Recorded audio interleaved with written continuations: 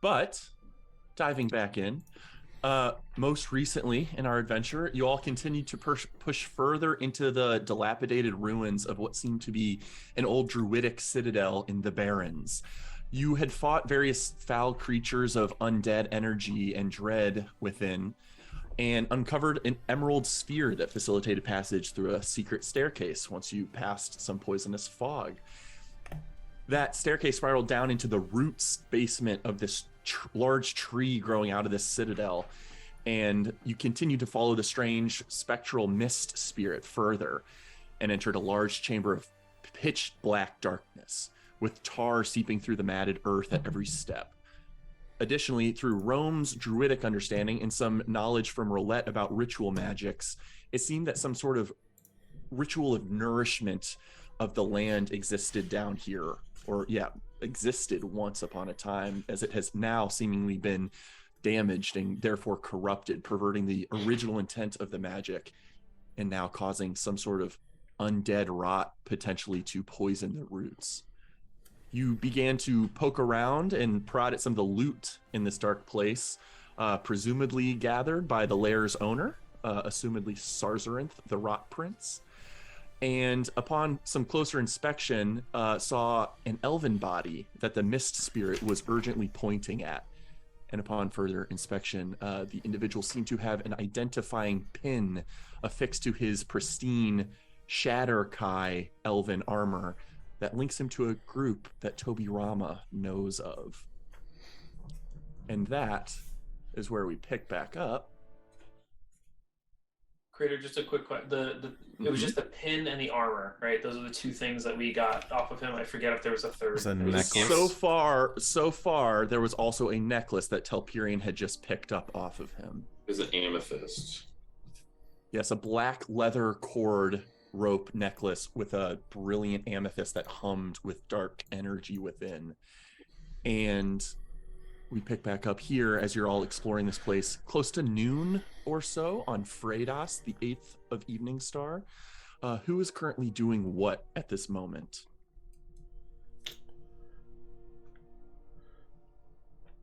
I will send Shadow Moby, and I'll be like, hey, Shadow Moby, go talk to that spirit and see if you guys can communicate with one another.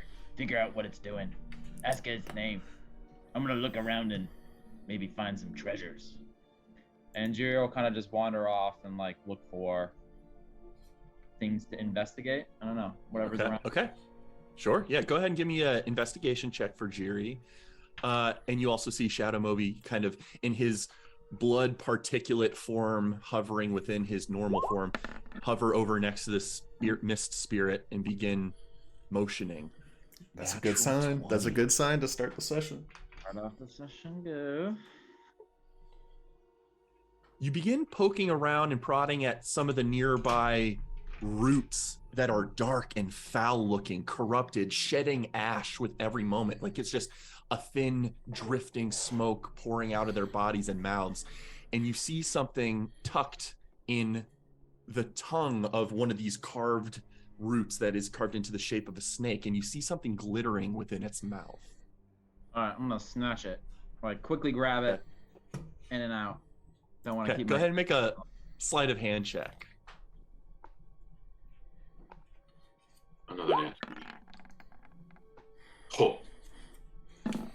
You reach in and reach out, and the wooden carved form of the snake head bites down, but you are fast enough and pulled out from it a thin pouch where some emerald dust seems to be spilling from this pouch. Some of it left within the mouth of this carved beast, but most of it still contained within this pouch.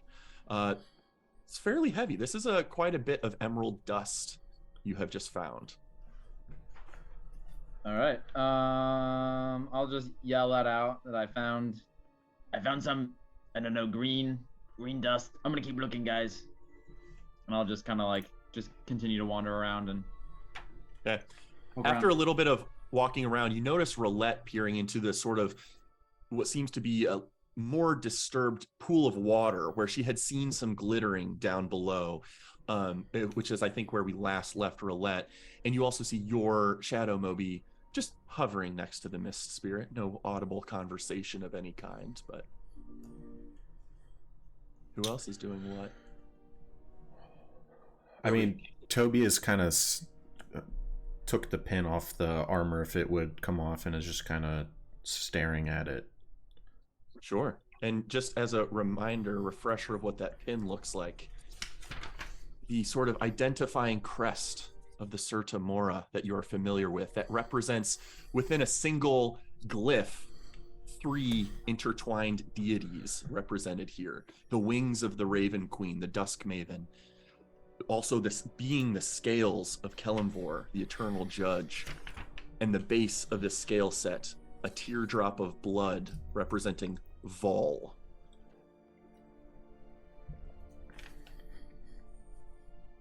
Toby, and I'm with Toby over the body because I was investigating too. Toby, do you know what that means? Very much so. This was the discerning iconography of the group who told me about Kelemvor. There's a group that told you about Kelemvor? It was this wandering band, and I had been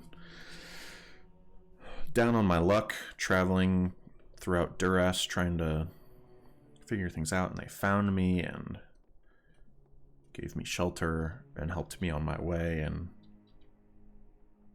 spoke about the inevitability of death, but not the finality of it.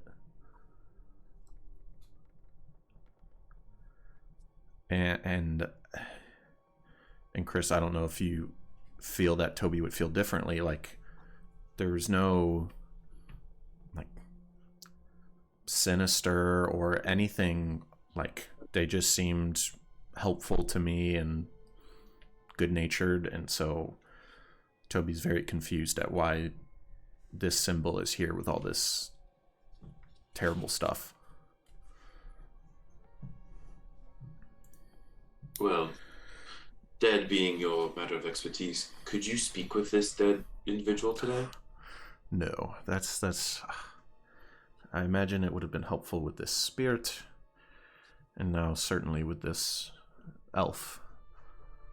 Toby Rama, as you're speaking and replying to Telperion, the mist spirit drifts up to you suddenly, staring right at you during that conversation.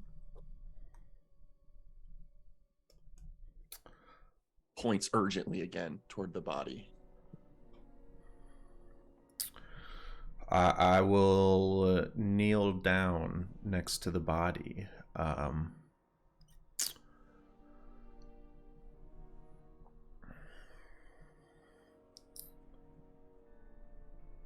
And just detect, like, do a check, like, how old does this corpse seem? Sure. Just, yeah. Go ahead and give me a medicine check. Or a religion check, your choice. Oh, medicine. Okay.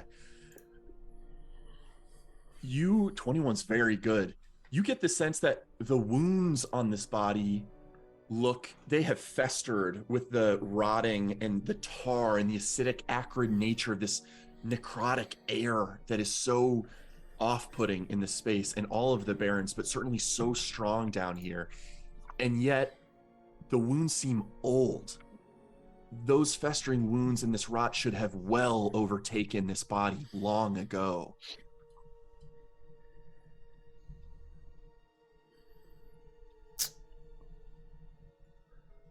I'll try and imbue it with some healing magic and do a spare the dying on it. If that... What do you do when you cast that cantrip? Well, that is one that I don't need to be in contact with, so it's almost just like a prayer sent to Kelemvor to hold off death's grasp.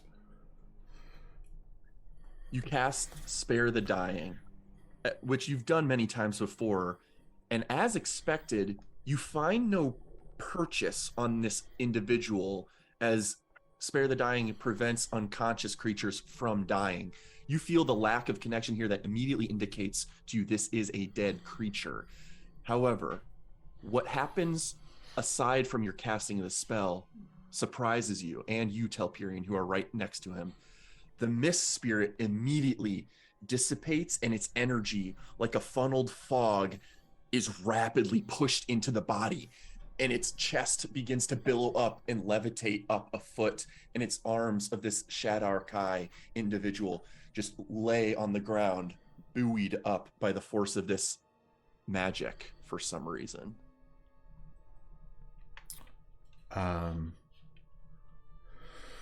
What in the world? I'll try the same thing again and see if it continues being imbued. It does continue being imbued, just continuing to levitate, hovering just a foot above the ground, its arms and legs still falling due to gravity, dipping into the tar beneath. So, Piran, are you lifting this thing? No, everyone, get over here quick. There's something happening with the mist spirit and this corpse. I'm not doing anything. Yeah, everyone get ready. And Toby will cast Cure Wounds on this corpse. You cast Cure Wounds, a leveled spell, not just a cantrip, pouring some more divine energy toward this creature. And you hear, and light and mist begins to pour from its eyes and mouth. And for some reason, the way this is animating this corpse in this moment reminds you of your Speak with Dead spell. Hello? I'll also start fumbling through my stuff and pull out my Kelemvor emblem. And just kind of brandish that. It seems to cock its head toward you. Pulling, like, I'm just getting my sword out of, like, what the fuck energy. Why is a member of the Sertamora here?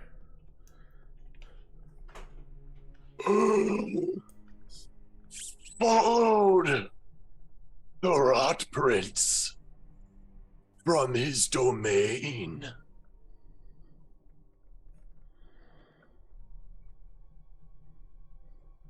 Did we hear that, or is it just Toby's head? Everyone heard that. Oh.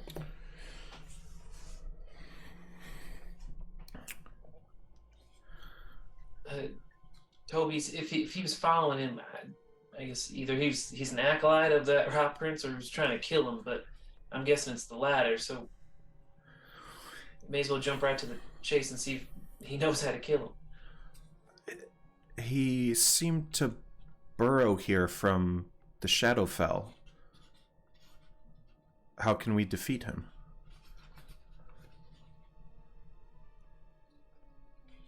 His form is dark and terrible.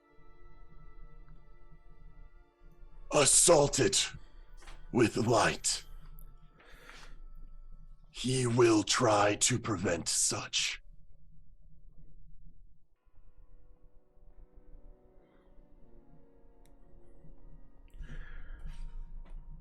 Can he be killed in this foreign plane, or do we need to return him from where he came? This plane is not his home, and therefore he cannot be truly slain. But being destroyed, banished, defeated will have impact.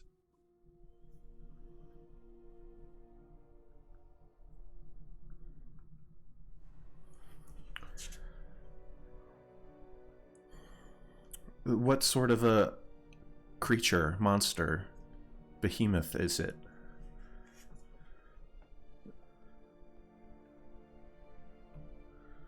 It once in life, according to our preparations, seemed to be a black dragon.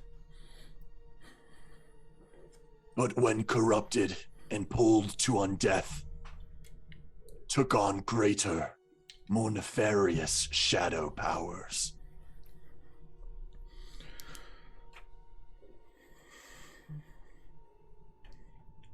Toby will turn around and if it's anything like my spell, we've got one more question. Any thoughts? Rome. Oh, is Alex busy? No. Oh. Cameras. Oh, Rome. You studied the terrain around here and saw the corruption of nature. Do you have any questions about? You all know more of this thing than I do, so I can't interact with in the way you have. I'm just curious if there's anything you'd want to know, Rome. Guess I would want to know, like, where exactly are all of the nutrients of all these plants gone? Like, where are they located? If they were once here, they may be rediverted elsewhere. Where is the source?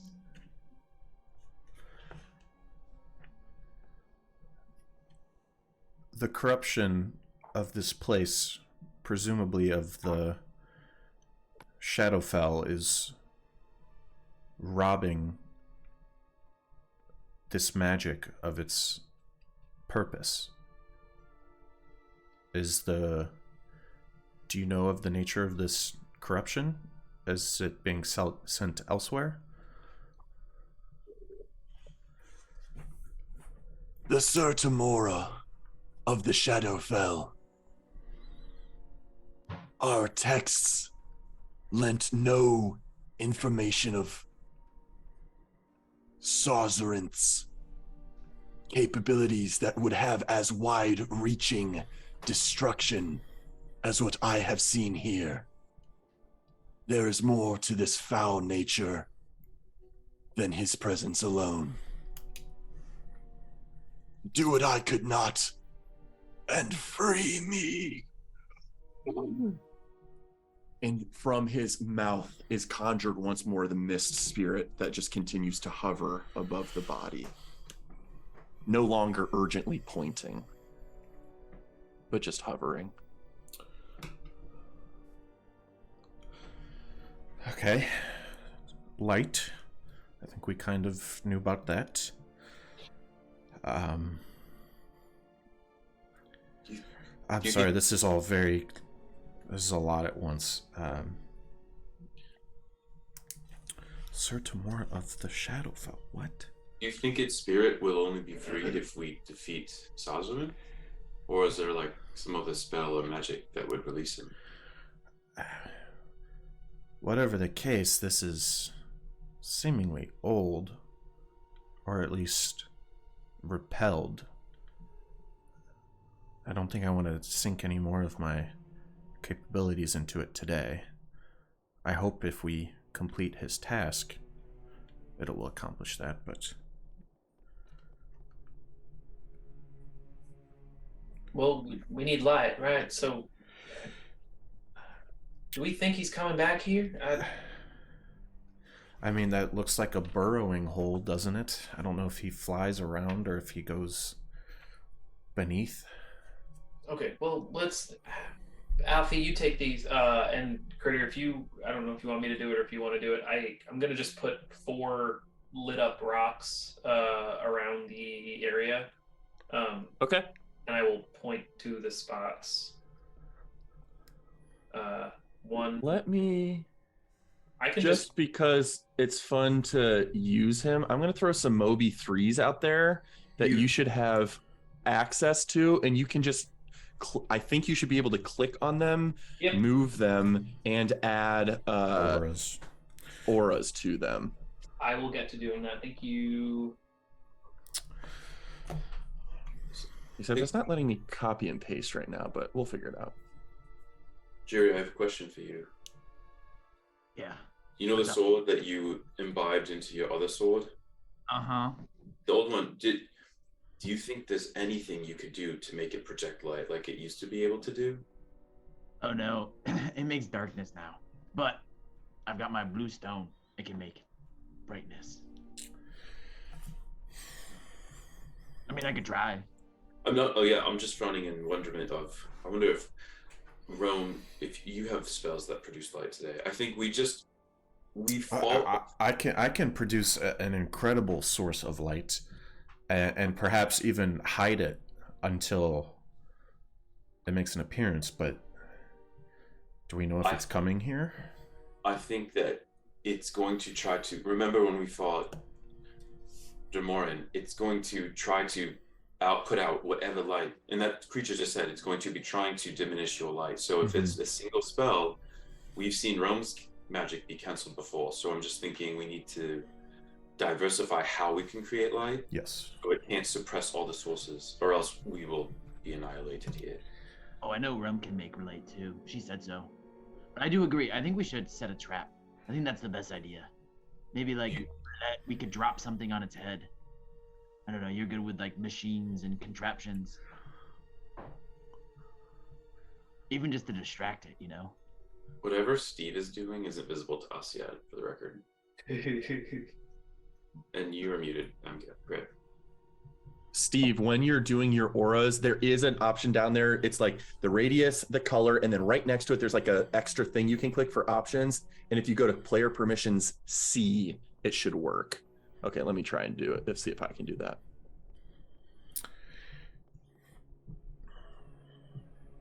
C, save. We don't see the full circle that you did, but we're seeing something now. Because there's like two sides of it. I guess if everyone wants to take one of these, you can just hold on to it, keep it on your person as a bit of a beacon for yourself. So I don't know if he tries to shadow you or something, there might be something fighting back to at least keep you lit up. I kind of just wanted to light up the place. It's a bit dark in here. I also. Critter, quick question. The puddle, the water, is that just water or is that tar? It seems to be thick and viscous, but it is translucent, opposed to some of the more opaque tar around you that has no translucency. You can't see through it. For whatever reason, this deeper tunnel that has been burrowed has been agitated enough where some of the tar hasn't had time to like gel in a way that allows some translucency. And you can see, continuing to see some glittering dots down there. If I dip my pinky in, does it hurt? You could pull out your pinky, but yeah, there's a version of acidic nature to this tar space that as you're walking around and pulling your feet free from every moment you're moving, you're also noticing some fraying of the edges of your leather and metal sabatons and boots. Gross. Submerging yourself in it would incur potential damage. Perhaps not enormous damage, but some. I would love to know if we have time for a quick respite. I would benefit a lot from that. I mean, theoretically, we could rest here until it comes back, but I think we quickly need to decide what our intentions are. We could try to lay a trap in whatever way, prepare this space. This is its home turf. We know it will come here, but it will be on its own advantage when it's here. I also don't know if there's more that we can learn that would help us, because I think we've hid as much information as possible. So I just don't know if we want to battle this thing without our Elicorn friend with us, but I also don't know if the Elicorn wants to be in open combat with it. Correct. But I know that our healing is going to be limited. We knew that sense, and the Elicorn is the only reason we've rested. I think there's a lot of questions, and we have to decide quickly, or else it's just going to find us waiting here. We go through this tunnel and see where it leads. Maybe we can fight it outside of its lair. Jerry, I don't think we can get down in here unless we have some sort of protection for us. That's gonna burn away your armor and eventually your skin real fast if we start diving down there. if we had a way to kind of clear it out, but I don't think we have anything that big, and I'm just assuming if I there's don't this have much water. liquid in here, it's going to fill in even if we try to drain it somehow. So I'm not sure through that tunnel is a way to go. I mean, if we do want to just, we know this is the lair for this thing. If we do want to just camp out here or something, we could just try and spring a simple trap of, I don't know, throwing a whole bunch of light at him and hoping Well, that and that's what I was. hits him, and then we just started swinging away. At least just try and catch him by surprise and cover him in as much light as possible. Rome, I have a question for you. Yes. With the magic you have today, your magic transforms things the most compared to any of the rest of us. Could you change the terrain here and make it more suitable for us, or could you? How can you affect this place to make it serve us? The only thing that I could do is make it so that you perceive the terrain as different, but it wouldn't actually make the terrain change. Unfortunately. Yes, Steve. All of this tar-stained land is difficult terrain. I'm Ooh. curious about the tunnel. Why exactly can we not go down the tunnel? There's a big puddle of acidic water. It's Could yeah. So we attempt to cleanse this water? Like, is there a way for us to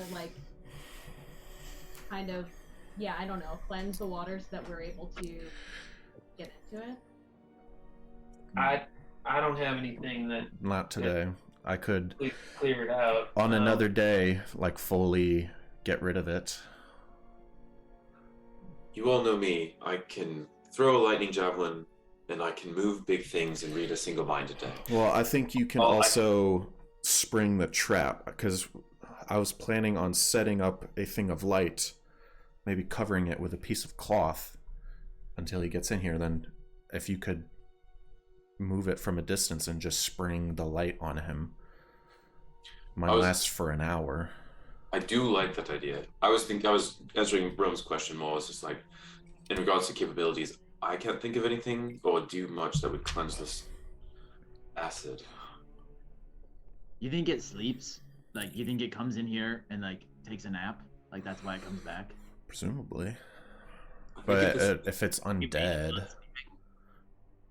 I don't know if undead creatures need rest. Are there any tracks in the area that would indicate the direction in which this beast frequents? Go ahead and make a survival check. That's a good question.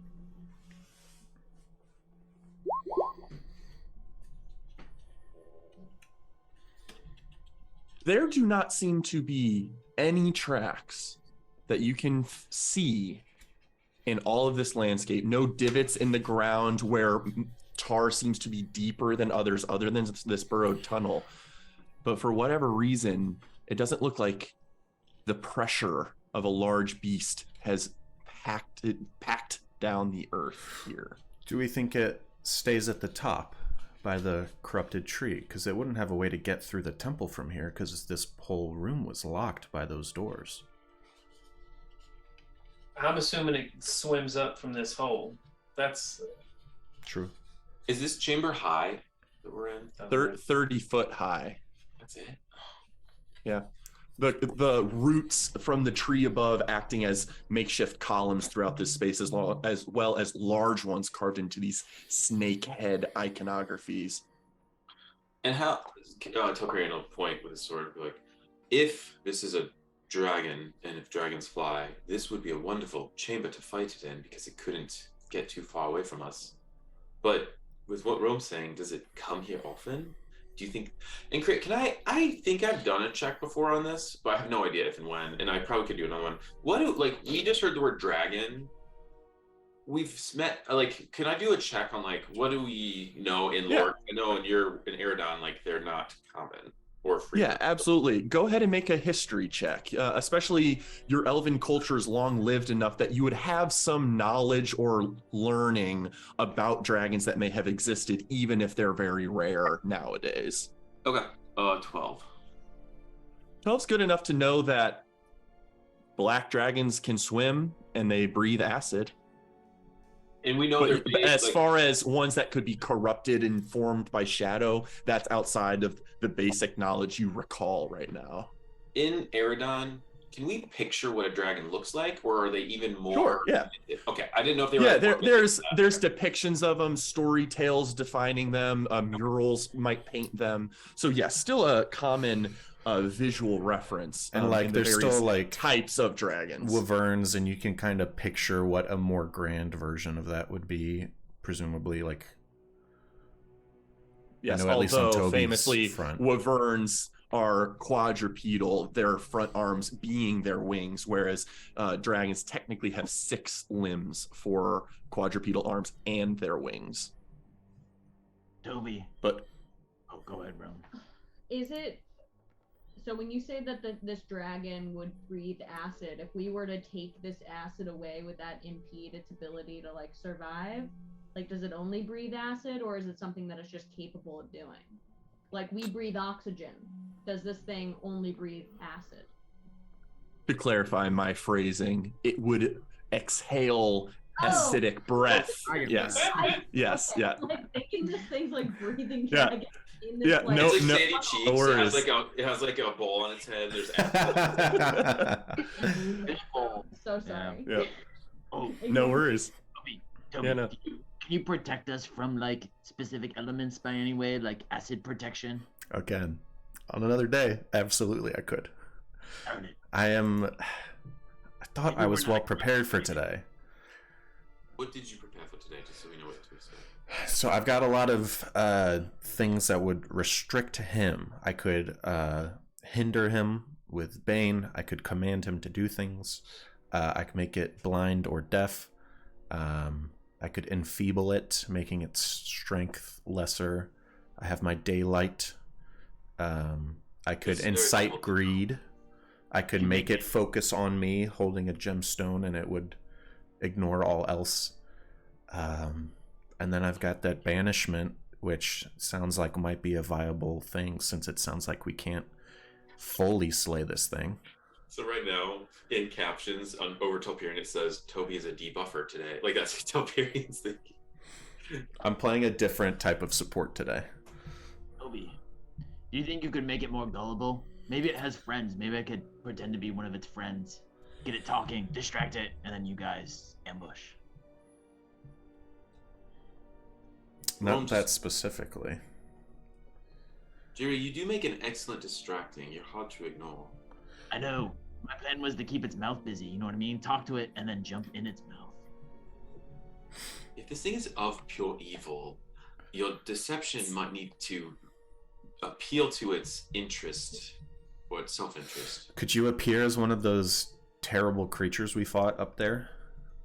That's what I was thinking. Or like, I wonder if he's got like Because what were they called? They were called the Sorrow Sworn. Aquilari mentioned that. He has servants. oh, yeah, I mean, I've seen them, so watch this. And then like fog comes out of his mouth and then like covers Jerry's body and he makes himself look like a decrepit little like crawly beast. And he gets down on all fours and he like crawls around. Okay. Does that ability require you to change into humanoids, or does it allow you to take on other appearances? Let's find out. What is this called again? Mask. Yeah, disguise self. It's Is just that it? disguise self, yeah. So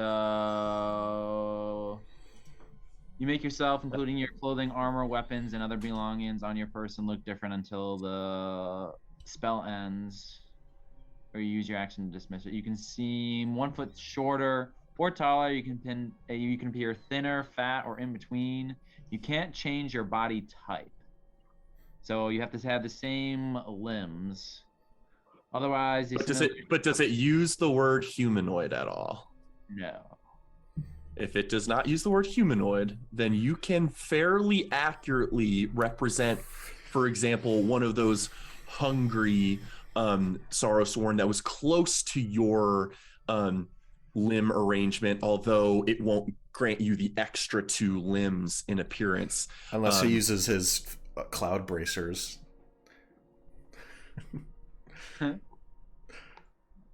Did, The forearm those- bracers. Do those stay around? Yeah. I've I always think for imagined the most that part, they're pretty instantaneous effects. Yeah, I've always so- imagined they just like appear, they punch, and then they like vanish. But Mhm. although I can use it to push things around. There's a part of it that's like, Yeah, advantage on strength checks type thing. Yeah. yeah, but maybe that's also instantaneous, so you just like shoves, But I'm fine with being a 4-limbed version of this and just walking around in the mud. Okay. great. As we're kind of sitting here exploring, this thing was wearing elvish armor, right? It was. Delpirian's just hands deep, like pulling the armor off. Okay. Go ahead and make another investigation check since it's a new session. Oh no, I did that one. Oh. Okay.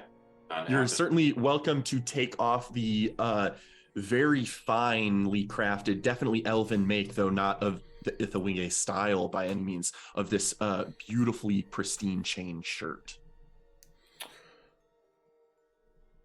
Okay. And I did say I took the amethyst last time too, right? Yes. I wrote it. Okay.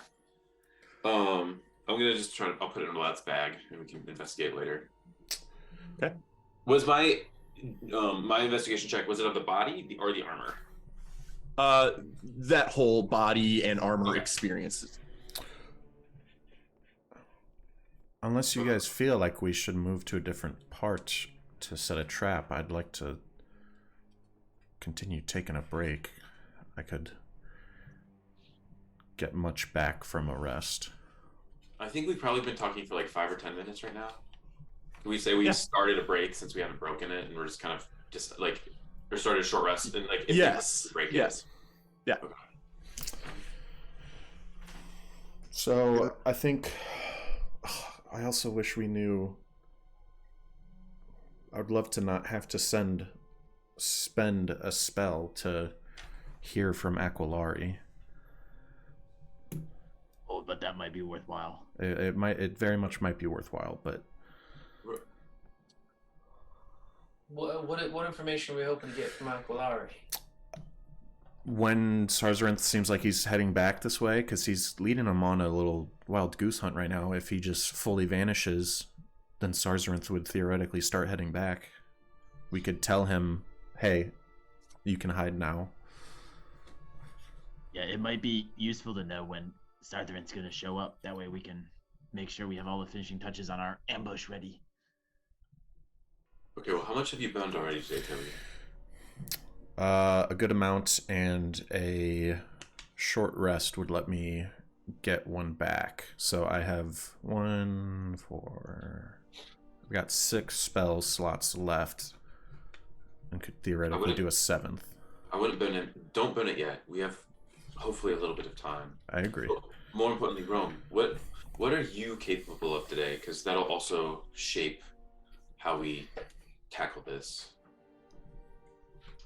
I am quite capable today. I think something that might be interesting if we're planning on setting some sort of trap is if I were to make an illusion that the train is different and lead this beast into a trap that it may not be able to see. Okay. Oh. Like, for example, if we set up like, a spike growth or something like that, and it like unknowingly walked into it because the terrain to this creature looked different. Oh, Rome, can't you make it not fly anymore? It's also not a very tall room. I don't know. I'm asking you. How would I know? Oh yes, I can. I can also keep the dragon on the ground, but if that's the case, I may need to take a little bit of a rest as well. could when we face the dragon, but let's imagine it comes here, we do something to it that we otherwise might not be able to do. What is your plan then? Are you going to be transforming today, or like attacking from afar, just so we can kind of scheme out the battle? I mean, I definitely think that if I were to transform into something as large as this beast, that would be an opportunity for some damage to be kind of soaked by. And you also maybe take up its beautiful. attention. It might view you as the most threatening. That as well. Okay. Oh, we might need those spells first, so maybe you should cast your good spells and then transform. So like bind it to the ground before I transform. I was also thinking that the spike growth, once it has entered, would be good at blocking the pool, so it couldn't escape if we get it to a point where it's frightful of us. Toby, can you dispel bad effects today? No. I think this thing's going to hamper us a lot, so we also need to know that we're going to probably be fighting to get back. How many elixirs of health do we have? Just the... I don't think I have any. I had to use mine because I was poisoned. Elixirs of health. I don't have any. I don't have any either. I've got a potion. That's it. Critter, I'm just gonna start ritual casting detect magic, during this whole conversation. I thought we had one. I thought we had at least one elixir of health. If we only had one, then that would have been the one I used, I think. I think there was one in the ring when I gave it to you, and then we had another. But,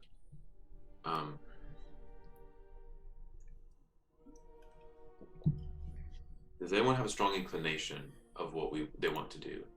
Spring a trap, escape, blood maw, move. We can go in a lot of directions right now. I think that if we start off with leading it into a trap and ambushing it in some way will give us an upper hand. I think the problem is that we don't really know anything about this creature. Like, we've yet to even see the creature. And we don't know when it frequents this place because there's no evidence of it coming and going. So that would be like, how do you even lure, like, what do we know about this, like, creature that would lure it to this particular place? Like, so if we were to set a trap, how do we even get it here? Well, that's why we communicate with a friend. Oh, yeah, okay. And then it's going to be heading here. And then, I don't know, maybe Roulette or somebody, we set up something physical to land on its head. Or like spike growth or something like that. I've got a new trick. I can kind of like spike growth, but a little stickier. I can get it tangled for maybe a little bit, but at least maybe stuck in a spot. But I guess, Rome, to your question, if I'm just looking around this room, it's not too tall of a room. I'm not sure. Flying away is too big of a problem. If it's a big dragon, I'm not sure it's going to be flying too much, but I don't know. It might, again, these things might just be like a shape changer. And I'm saying this with my eyes closed as I'm doing the ritual casting. My thought is, presuming we lure it comes back, I think we want to set up a big source of light from, like, perhaps here, and then roam potentially your spike growth over where it entered, and that way kind of have it squished between. Well, again, Toby, I think it's going to be coming up from this pool. I think it's going to be. So the spike growth, like, here once it enters. Well, that's like the surface of. Oh, I mean, theoretically, I don't know how tall it can get, but here. But also, if this beast is weak to light, it's not going to come anywhere near where it's actually bright. So what if we had already set this, like, light trap, but disguised it as... I can just put a cloth over it. Yeah, but oh, okay, I guess you could do And then Yeah. I could be standing by it, or Telperion with his powers could just lift up the cloth, and then suddenly it would be caught off guard in this brilliant light. So if you imbue this spear with daylight spell, are you saying like very high, and I pull out a knife instead, we could just cover it up? Yes. I can choose an object. I am holding, or one that isn't being worn or carried, completely covering the affected object with an opaque object. Blocks the light. So a bowl or the helm of this fallen guy. I really think we shouldn't have that ready when it shows up. I think, again, we should kind of like wait for it to move into the room. So I think everybody should be hidden at first. Yeah, I think if y'all want to just each grab one of the rocks I just put around, put it in your pocket, and just have it at the ready. I think easiest way to spring a trap, something like this, Jiri, you do what you do best, and you charm the hell out of whatever creature comes out of that pool wandering towards you. And at some signal, we douse it with light. I try and get it stuck in one spot, and we just unleash hell on it for a quick 20 seconds or something, and get as much damage on it as possible. I think the biggest thing, per our wraithly friend over there, is that if you're going to be swinging at this thing, make sure it's covered in light. I think it likes this place dark, and it probably does better in the dark, so if you're trying to hit it, make sure it's lit up. I think that's just going to be our best bet, is dousing this place in as much light as possible, keeping it disoriented, and just swinging away at it. Rome, just because you rolled really high earlier on your... Oh, actually, you know what? 16... Yeah, this is still high enough to just gain a little bit of insight as you guys are all discussing plans. The lack of evidence of any matted terrain due to like tracks might suggest to you that spike growth, something that is on the surface level of something, might not guarantee that it's going to take damage from something if it's not leaving tracks touching the ground. So not that it wouldn't be effective, but just an extra variable to consider as Rome's thinking about her survival check. Spike growth might not be as effective as it has been previously in this chamber, but it still could be. Unless you earthbind it. Right. Yeah. Certainly. Crawl around. Did we leave that green emerald orb above to let us in here? Yes, because it's filled with blood. Yes. Flowing Okay. blood. So I do think Aquilari suddenly became a lot more interesting of a contact with if we were to message him, because I would love to fight whatever this is with him aware of it, potentially helping us, because it's his fight too. I do wonder if we could Also, have you connect with him and tell him to lead it here, and then I don't know if Aquilari can get in here, but at least it could be this direction. well, now the way is open. Roulette, your detect magic triggers. 10 minutes have been spent on it, and various magical sources light up in this vicinity. Certainly all of the bits and baubles you all have on you. An item previously undetected because it has been seemingly tucked into a leather pouch on the tar-soaked leather pants of the elven individual. A folded sheet of parchment flags your notice. The ritual runic inscriptions on the spot are very brightly flaring and pulsing. This is an active effect that is continuing to send energy into the roots, outward and upward and outward again, expansively into the environment. As well as when you walk near the tunnel that had been seemingly burrowed, most of what's down there does not flag you, except for... And it's the shimmering suggests coin, something that non-magical, valuable perhaps, maybe even gemstones down there, but risky to retrieve due to the pain you would receive. Except for one thing that very distinctly stands out: a glowing, intricately carved ring that is just sitting down about 25 feet downward at an angle. This small ring glowing brightly with magic, transmutation magic, amongst the pile of coins down there. Telperion, can you help me out for a second? Yeah, where have you go? And I grabbed one of those stones, by the way. So the one I'm on, I can't move that light, but I'm just gonna say I have that in my. I'm holding it. Give me that, and I'll take the rock that I lit up, and I'm gonna just try and like drop it. What? I forgot that you can just cast that, Oh, and I was yeah. just like, our resource. No, I'm just gonna try and like plop it so that it drops relatively in the direction, and if I miss, I will do 3 more so that it's lit up in an area.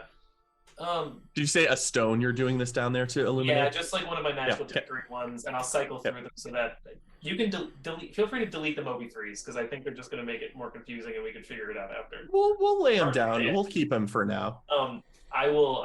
So I will try and just light up the area where I'm actively seeing the ping. Sure. There. Easy enough to do. No check necessary for that. You kind of toss your stone down there, and the light, the magical light it gives off, is slightly diminished when it sinks down into this obscuring, dark, thick liquid that is translucent but not fully transparent. And as it sinks, you see coin and bits and baubles of gemstone, little peaks of a hint of green, a hint of pink, dots of what are likely valuables down there aside from coin, as well as right where your detect magic had been flaring, what looks like very clear, bright quartz or diamond clear crystal of that ring seems to be made from. Topirian, can you get that? And when I say this, I do not mean jump in that water, and I'll say this for everyone, don't go in this seemingly liquid puddle. It will hurt. Are you able to grab that underwater? I've been wanting to telekinesis out some of this treasure for like the past 10 minutes, so happily. And getting at what you're saying, there's a diamond or quartz thing right in the middle there. And if you can poke around, I'll tell you when you're getting closer. All right, I'll do like a little ripple with my mage hand, and to kind of just like circle around and wait till you confirm that I'm at the object you want. I'll be playing a game of Storm's Edge, hot and cold, to get them warmer or colder to this little quartz ring. If you can grab it. And then Okay. I'll carry up the ring if I can. Yeah, it's within your reach of Kair, and it is certainly with Relette's help to guide you finding where it is. You can actually locate it as long as the light is giving some illuminance down there. And I just threw something on the map here to help us understand, like it's kind of faded in the background, a little help for where that tunnel is burrowed from. And you make purchase with it and you begin to lift it. There's some heft to it, not because of its own weight, but just the resistance bringing it through such a viscous liquid. And finally, as you pull it up out of the surface of the water, tar just continues to drip off of it rather quickly.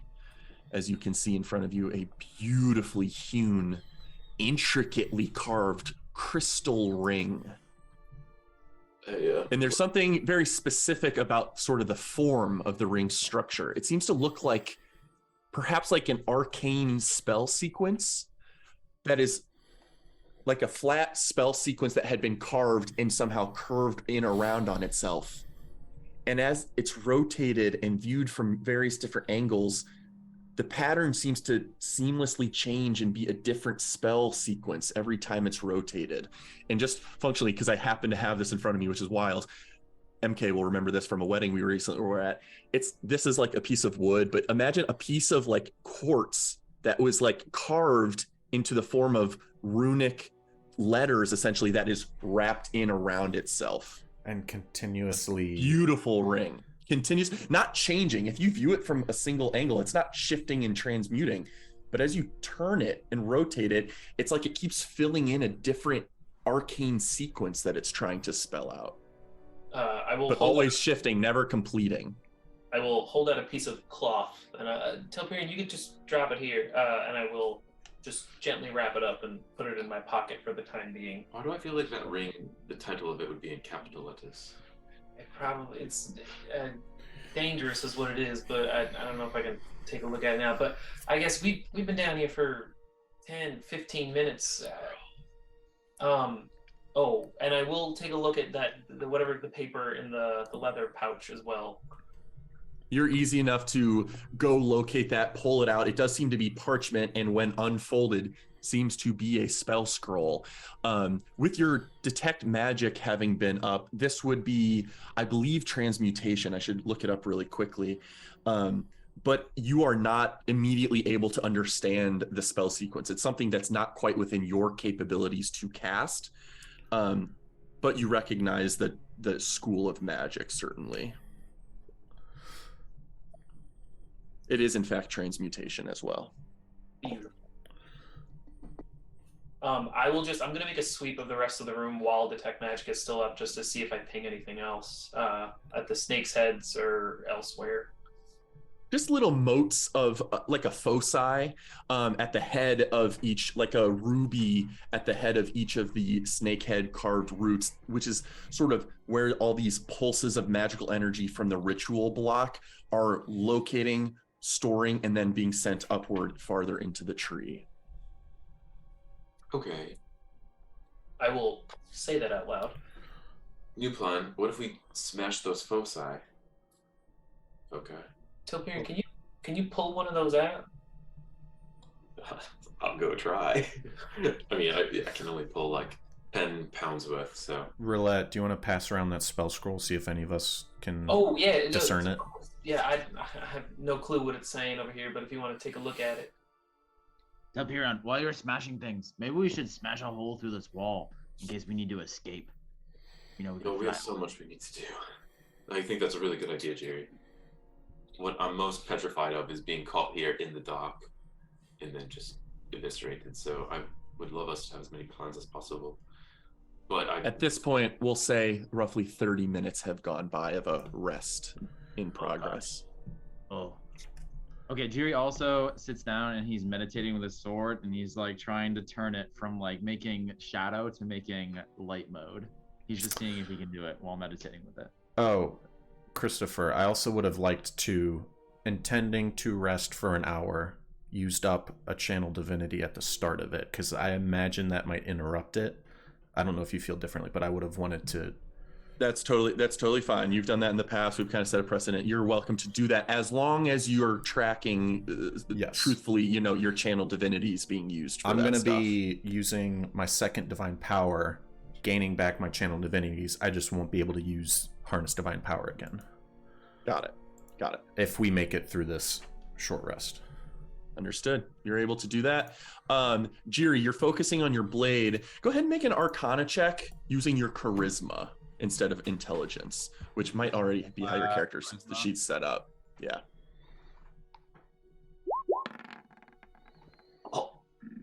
Oog.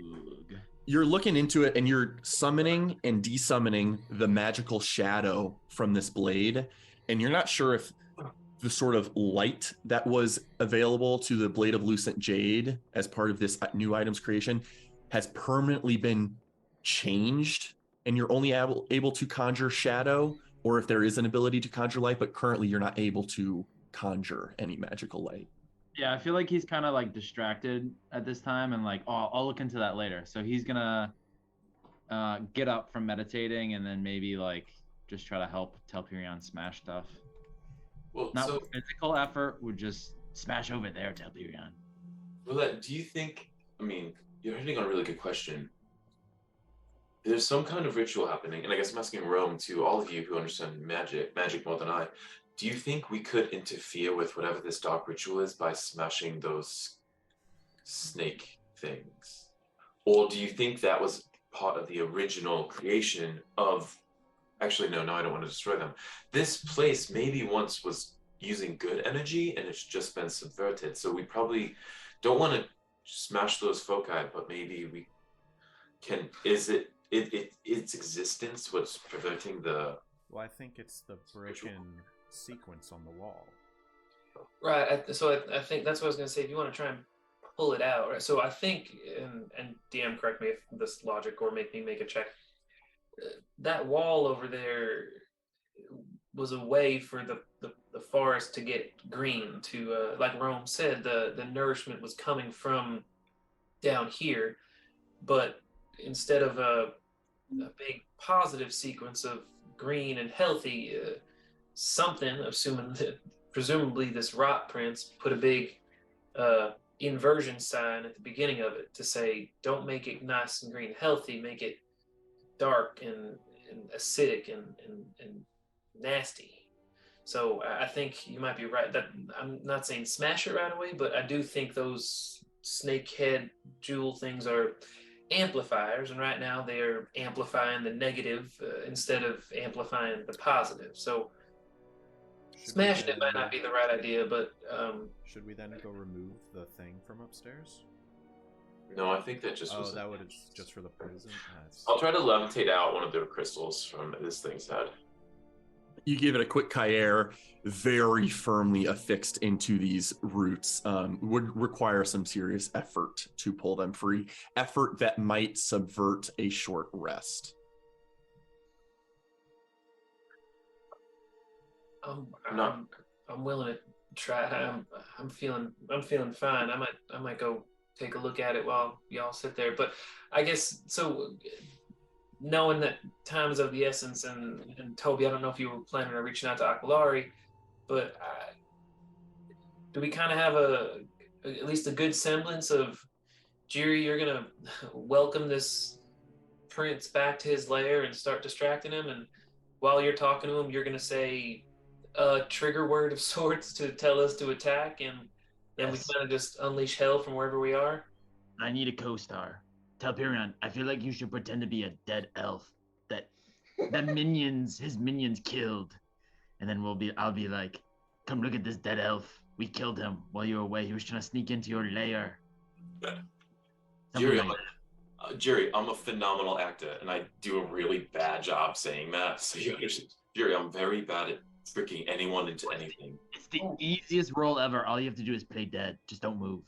Jerry, what if when he comes and inspects your dead body, stab him in the face? I like to think I like lay down and try to act dead, but I keep trying to do too like princely of a posture, so I'm not like relaxing into looking like a corpse. Jerry, this is very difficult. I can't just play a dead body. Jerry, what if you did a co-star with Alfie? He's not an elf though. Well, he's pretty shiny, and judging by what's down in that pit over there, I'm thinking he lacks shiny things. Oh, do you think Elfie can play dead better than Telperion? Because no offense, Telperion, you kind of look alive right now. Oh, Alfie can play dead. I'm trying not to get my head dirty on this fucking tar floor. Oh, Alfie can definitely power down to low power and look like a pile of junk. Very shiny, expensive junk, but inert at least. Okay, that sounds good. I'll say we found a shiny sphere thing that was trying to sneak in to his lair. I don't know. Do these things talk? I can't remember. What did they sound like again? Or blah blah blah. That's a good noise to create. Do they have a language? Maybe I'll pretend to be one that like learned common somehow. A couple of them did use some broken, gasping for air words of common. Oh, I can do that. That's perfect. Toby, how about this? And I hold out my shield, which is 6 pounds.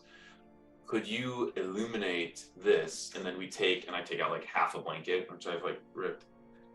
I could levitate if we do it to like the ceiling or something. Oh, I mean, anywhere. Maybe the floor is better because it would have to come to the floor. We put it on the floor, and I just whip the blanket off when it's nearby. Exactly. Can you do more than one? Yes. I in fact, I can do 3 if I don't send a message and we want to keep my banishment as a last resort. Otherwise, I could do 4 or 2. Can you do this spell today? This daylight. Rome. No. Okay. So Toby's the illuminator. If you faint, Toby, does the light go too? No, it does not require me to keep it going. All right, so Toby's expendable. Good to know. I do have to pee, so you guys can play. Go for it. Jiri, do you just want to, I guess, this like middle spot right here? I think if we get in between these two pillars, that'll help me trying to place us where you need us, Jerry. Where do you want us tangle to them up. hide behind like And Jury like crawls over all pathetically over there. Yeah, I don't know. Just I think we should spread out. Everybody like spread out. I'm gonna be right here with Elfie, and when that thing shows up, I'll like get it to come look at Elfie, and then you guys, as soon as it's distracted by Elfie, like everybody just like get in on it. You know what I mean? And if it's suspicious of me, maybe also attack it. I'd say, Jerry, if you do you have some sort of trigger word you want to say to really alert us, and just say fire. Oh. Tavi. No. Moby.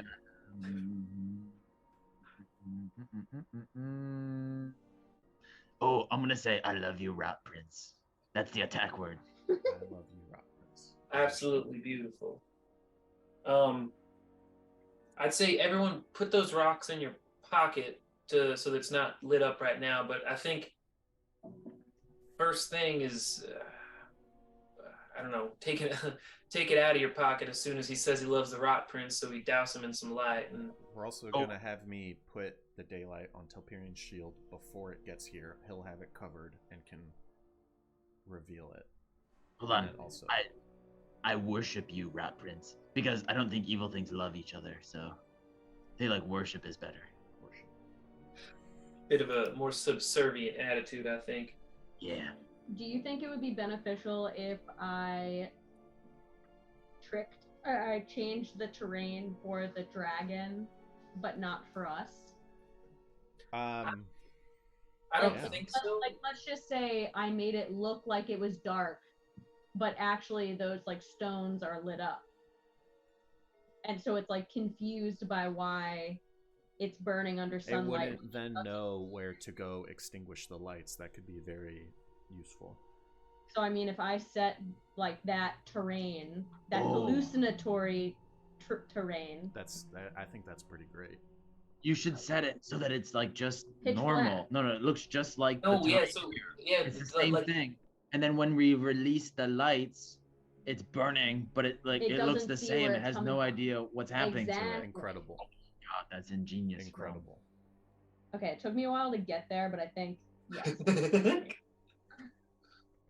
Okay. I think Shadow Moby might not be able to attack it. I think it will be unaffected by the necrotic damage that I can also do. Yo, don't doubt Shadow Moby. So if he gets everybody doubts creative, if Shadow Moby's creative, now's the time. Shadow Moby will help me distract it.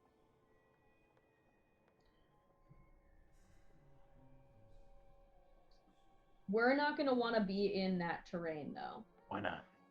because then you may be tricked. Well, actually, it won't even matter because But we'll the know. only thing we're changing is but we won't be able to see it. See what? The light. No, who cares? We don't need to see the light. I know, like I'm realizing now that it doesn't matter. We'll So just know even if there's we light. even if we don't see the light, it's fine. Would the illusion block the light? No, because the illusion just makes them think that it's a different place, but in It actuality, affects the mind of it the affects people mind, it doesn't perceiving. affect the reality. But as long as it shows up and the lights are not on yet, We can all still see it'll here in see- the darkness. Right, and it's then all gonna it'll look the walk same. in, Yeah, I'm and then when I realizing that it say actually I doesn't worship matter. you, I'm gonna turn my blue light on, and then it'll get it. So actually, I'm gonna turn my blue light off now first. Tuck it in your pocket. What did I miss? That's also the signal if I turn my blue light on.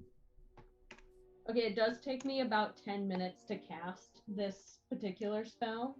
Oh well, we'll get a heads up from Okay, so I will begin casting it once we have that heads up. our friend. Bro, So how long does that last? I'm just wondering. 24 hours. Oh shit. Oh, just start casting it now then. Well, do we know for a fact this thing's coming? I mean, just within I a guess- day, I think so. yeah. I mean, All right, might I'm as gonna well. begin casting this, and then it's 150 foot cubes. So that's essentially this whole area. Okay. So go ahead and this time frame of 10 minutes will successfully go by. Go ahead and tell me what Rome is doing in this moment. What does she look like? How is her power transferred into this casting of this rather high level spell? I imagine that she's like kind of going throughout the room and like knitting together some sort of like psychic memory or like some sort of like illusion to make it look different, but it actually just looks exactly the same. So she's just kind of like going throughout the room, like altering the way in which you perceive the room. Very cool. 10 minutes go by and you feel success. You all know where the lights are, where the stones are, but you feel confident that enemy creatures that seep into this lair should be tricked by your hallucination. So now he won't know the sources of the light, which should still be hindered by it. So we need to talk about strategy and how we're going to be moving across this terrain. Jiri, were you interested in flying this fight?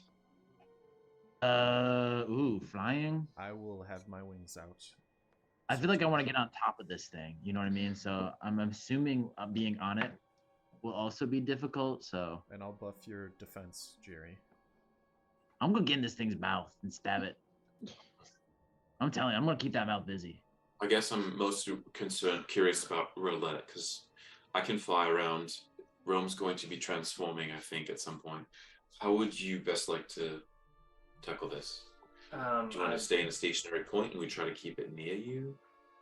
It's a great question. I'm going to do my best to stay as close as possible, because I'm not going to be very mobile for much of this. But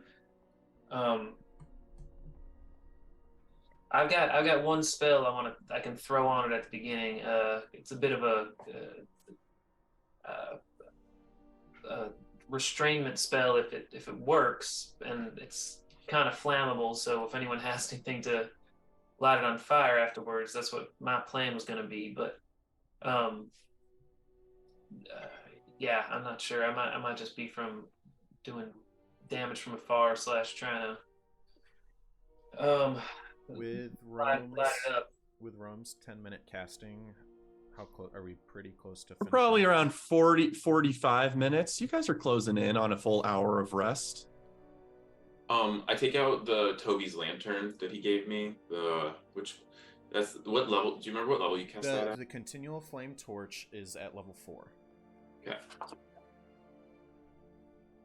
And you take it out, Telperion? I take it out and test it, and I don't have it on. I need to look up how long it is, but like I'm gonna just have it ready. Once I take it out and test it, I'm then gonna just put it in my like under my cloak or something. But like it's going to be on. Okay. Not like okay. So potentially, and daylight has not been cast on your shield yet, correct? Correct. Because that would. Okay. So potentially, you might be carrying a hidden continual flame and a hidden shield of daylight. Potentially. The shield we were going to put in the central location and then put a blanket on it. Got it. And then the continual flame is in my possession. And Toby and Telperion and Rome have in your pockets an activated light source from me. Alfie has the 4th one. And he has it in a little pocket in the front of his thing that's hiding it. So what's the range on that? 5 bright, 10 dim. 5 bright, 10 dim. Yeah. And I do want to get a check on continual flame. Is that a 1530, 2040? I'll Google it right now. Because I think, Jiri, you also had your stone on, right? I think it's 2040. It's just because that's the same thing as a torch is 2040. Got it. It creates the effect looks like a regular flame. So equivalent in brightness to a torch, it says. Okay. Which I'm pretty sure is 2040. Looking up torch then. Yeah, me too. Yep. 2040. Yep. Got it. Christopher, during some of this time, could I have climbed up on top of the snake's head to inspect this jewel thing? Yeah, you're a very good climber, and it's not going to take you very much effort to do so. Prying these free or damaging them or putting effort toward these might ruin a short rest, but inspecting it, absolutely. Go ahead and make a Arcana or Investigation check. We'll make this an Arcana. lower, but I think it's 24. Really good. Similar to your suspicion earlier, these are in fact amplification foci. The destruction or removal of them could have impact. Certainly, ruining these crystals could subvert the natural terrain's difficulty, so to speak. However, it would certainly ruin a short rest to do so too quickly. And it would destroy effectively the ritual magic now perverted and corrupted from affecting the environment. It would destroy powerful magic, perhaps for good. You're not sure.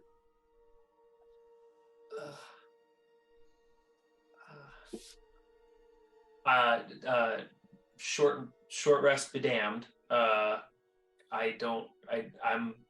feeling good. I will call over Telperion and Telperion, I just need a gut check. I think I can get this. I might be able to get this thing out. I don't know if it's gonna break, but you're from this forest. I'm assuming whatever we're doing is good. I don't, and what I'm about to try might make it less good. It might make it easier to kill this thing. What are you contemplating doing? I want to take this jewel out. It's an amplification device, and right now it's amplifying some pretty nasty shit. Gut check on my end. I wouldn't tamper with magic as old as this if it was going to. This has been befouled. I would wonder if we couldn't fix it first and then bring life back through bringing the original ritual back. And creating something neutral is not as good as we could hope for. So I wouldn't recommend doing that until we know more. Okay. I am gonna sit up here for like another just like 5 or 10 minutes, just examining this and seeing if I can find a weak point, or at least like ready myself to know in a split second how to most easily destroy this. I'll give you some additional information from your previous really high Arcana roll. Upon a little more investigation after what Telperion had suggested and what you had proposed, you do identify, it's sort of in line with what you already learned, but it's just a further refinement of understanding. Destroying one of these things would not destroy the ritual. It's not like these are not linked in series where breaking one breaks the chain. They are linked in parallel. You would need to destroy all of them to affect the ritual. However, you also decidedly determine they're fragile. They're fixed firmly into here, but a magical weapon capable of dealing damage to magical items should be able to get the job done. You have potentially some time left to decide, do you want to destroy all of these in the next few minutes, or do you want to wait? And I want to add something more to what I was saying to you, because my Jacoby caught up with Telperion's thinking. Roulette, you mentioned the fact that I live in these woods, and you've seen the mythals that protect the Ithinian. Imagine those in reverse. That's what we saw in the Feywilds. A ritual of that power takes a long time to create, and then could be flipped conceivably. That whatever ritual was here has been flipped. It could be flipped back, and I would never rush the destruction of something that's lasted so long or that is as powerful. Thumbs up. Toby, you get an ETA yet, or are we reaching out, or are we just hiding right now? Once I get some semblance of recovery finished, I figure message Aquilari, tell him to lure Sarzurinth back or go into full hiding to just have him return on a fruitless chase, but Okay. I guess pick your spots, knowing that it's pretty hard to get around in here. And ready yourselves, I guess. Is that the location that someone just put on where the intended shield will be placed? Yeah, and I'm gonna. So Topirian gets the shield out and puts it here. Is this where we want I'm just it? going to do another Moby 3 just so we can give it auras and such. Excellent. And theoretically, that should be hidden also by the illusory terrain. Right. Oh, and I'm gonna put a blanket over it, and also I just want to like Topirian's kind of lining it up, and he's gonna do a practice of like whipping the blanket off of the thing. But is this where everyone wants the shield to be, or do you guys want it in a different location? Can we have multiple of these? I feel like we need two. I feel like we need one below it. I can make two. Like hanging from the ceiling. I could I put mean, the spot on the ceiling and Almost like trapping it in a. Yeah, from like every angle. Like keep it within a radius. Like I want to blast it with blue light from the front, but we need like light everywhere. well, it's a lot of light. It will fill the whole chamber. It will likely go after the source, so I do agree that we want to. But it shouldn't know where the source is because of Rome's terrain. You know, also, I think just be ready to cast it. I don't know if we should have two castings simultaneously. Like, imagine Right. just a dispel, but it also might be able to counter you casting it. So we just need to be aware on both ends. Ooh, I'm gonna wait for it to eat me, and then I'm gonna turn my blue light on. Get it from the inside. Oh, Moby 3 is on top of Alfie, also powered down. I like where I am. I will also say, this is probably one of the hottest fights we're heading for. Is there any item we've been saving for a really good occasion? Because this is a moment where it's all reserves. Roulette, I've shown you where I keep that scroll. I gotta. If I go down. Revivify? Yeah. No. I will also say you guys had adequate time to pass around the scroll Roulette found. It is a scroll that, for whatever reason, both Rome and Jiri can read. It is Investiture of Wind. Ooh, give me A high level spell past what you all can currently cast, and therefore risky to try and cast, for if you fail, you've wasted your action. And the spell scroll. And the spell scroll. I'm gonna have Moby 3 fly over to Telpiran real quick, and he's going to open his little pod bay doors, and he's going to lower. No, you're not touching this. Lower, as if from a claw machine, a glass sphere filled with yellow gas. Telpiran, you think one of these might work on a non-elven creature? And I go into my memory files, and I remember that this was a Constitution save. It's probably on the item description. I have. Yeah, it is probably on the item description. I think it's listed as a vapor bomb, if I recall correctly. Yeah, remind me of what that specifically does. It certainly could be used to effect. I mean, this is more of a flavor question because nothing in the description says it can't. Fragile glass sphere, super saturated yellow vapor. You can replace one of your attacks with an improvised weapon to hit a creature with it. Takes 1d4 piercing. Succeed on a DC 20 con save or be stunned for a minute. If you fail the throw by more than 5, you're paralyzed until the end of your next turn. From what Telpiran, I'm going to give you a quick. I want to give you a quick check, intelligence based with poison knowledge. So basically, intelligence plus proficiency. It was a 19, but then it went to a natural 1. I'm getting them out of the way right now. Yeah. Certainly no immediate information comes to you of whether or not this would be used, if it's different for any reason from Feywild creatures, how it was made, how it would affect creatures like you've rumoredly heard Sarzarinth to be. You're not sure. He's too alien of a creature for you to know how it might affect his form. Roulette, I'm not sure. Also, what I would you could try it. This is a case to try everything. Regardless of whether or not you know, I'm gonna probably try and get it in his mouth. Yeah, in its mouth. And that's the only thing I was going to say is it's a big creature. It probably needs to be aimed really specifically at its face if it's going to work. I mean, he could probably swallow Moby 3 here whole, so that's my goal. True.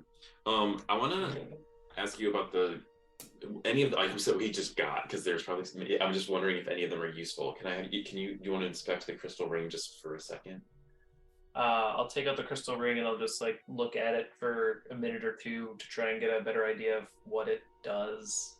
You can give me an investigation check or arcana check, your choice. Certainly not as strong as the identify spell being cast on it, or potentially trying to attune to a magical item, but you might get some useful info.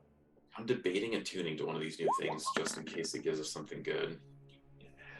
We don't have an hour. Well, we don't know what it's coming. It's true. I could start. Investigation based rather than arcana, I would say knowledge wise. The fact that it's shifting in a spell sequence specifically cues you in that a non-spellcaster would not necessarily benefit from this item. For whatever reason, this is granting some magical spell ability enhancement. You're not sure what its capabilities are, but you just instinctively know, Roulette, that Telperion trying to, for example, attune to this might be a folly. Should I try and touch it? I think, and I kind of gather everyone over as we're kind of resting. We got here before the dragon. We've had a chance to plunder its hoard. I could attune to my cloak and try something just in the vain hope that we get something useful. I'm thinking about when we fought the Dwarf King, we found some very useful things. So that ring, I mean, could be worth any of us trying. Well, not me, I suppose. But maybe I could try the purple amulet here. The only thing I have in my contingency band is a basic healing potion, which is certainly valuable, but I wonder if this might be a better use. I mean, I think empowering ourselves in any way before we face this. I'm just wanting to plunder our inventory. I don't have spells like you, so this is what I think about instead. I also have a soothing tea to give some temp hit points, but I could do that and then try and. I mean, I can sit with this thing. I've got space in the part of my brain for attuning. Oh, yeah. Also, Toby, I could wonder if it's negative and we survive through today, I could remove a cursed item from you tomorrow. Toby, the other thing is I think the ring might spit out the potions that are in it if you did that. If I unattune. I'm not sure. When I unattuned it, I had nothing in it for that reason. It doesn't say. Could you inspect the amethyst, Ben, just to see if it's useful? Sure, I'm gonna inspect the amethyst. Arcana check, please. Baby. You are very proficient at learning rapidly things that you had not known anything about moments ago. You poke and prod at this amulet, determine it is determinedly magical, and just your own sensations of having attuned to items before, you almost test the process, trying to start making a connection, and there is none, which suggests that this is not an item that requires attunement. Put it on somebody. We gotta be stronger. I'm gonna put it on. Okay. Roulette dons the black leather corded amulet with a purple amulet, sort of double prism, like a diamond shape, but 6 precipices, I guess, pyramids stacked on top of each other. You don it. It now hangs around your neck. Look, you. How do we test this shit? I do some squats. What if we ask you a riddle? What if it made you smarter? Jiru, what's a riddle? Ooh, what's blue and walks like a tall person? I think that's Jajiri Jarlin. That's the right answer. Did you get to that answer quicker because of the amulet, though? Toby Rama, Oh, fuck this. as you all are discussing, Fuck. We had too you much feel fun. just the gentlest touch against your boot, and you look down, and it looks like very slowly moving water. Oh, fucking Christ. And you look over to the tunnel, and you can see that it almost looks like it has begun to spill outward slightly. we're not positioned like this. Like we had kind of gathered to discuss things. The water's moving. We got to get ready right now. As if displaced. Faces, everybody. It's time for the big performance. Everyone get ready. Did we make it through our hour? Your short rest has completed. Oh, wait, Chris. Literally 1 second before the short rest completes, I cast Jiri pulls his puffy armor. That's not gonna work like that. Casting an active sort of combat spell, I'd say, is not really within the realms of a short rest leisurely activity. Ritual casting works, but Telperion, really quickly, as the water's moving, this I don't have control of it, but I want to scoot this back so it's not like in acid, back to like here. Where? And I get the blanket ready. Oh, but then the shadows there's gonna be shadows in the corner. Oh, then here then. We just but then I'm gonna get the blanket ready. Toby, you go. I will cast daylight on the shield. is that 6120? It is. The sphere is bright light for a 60-foot radius and sheds dim light for an additional 60 feet radius. So yeah, 61. And as soon as you cast it, I put the blanket on it. Yeah. Okay, and you immediately throw the blanket on, hiding the effect. Yeah. Okay.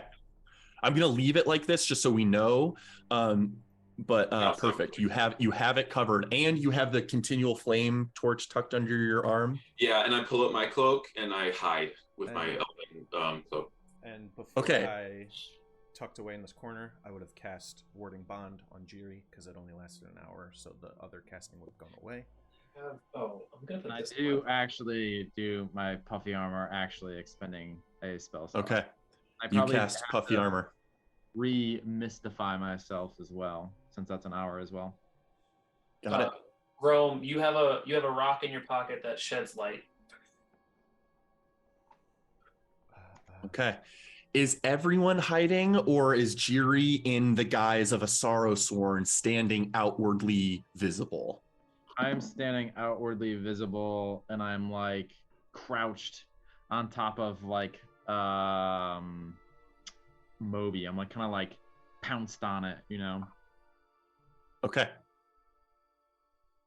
Can everyone please position themselves where they would like to be in the next moments, as a few times bubbling from that pool of the tunnel,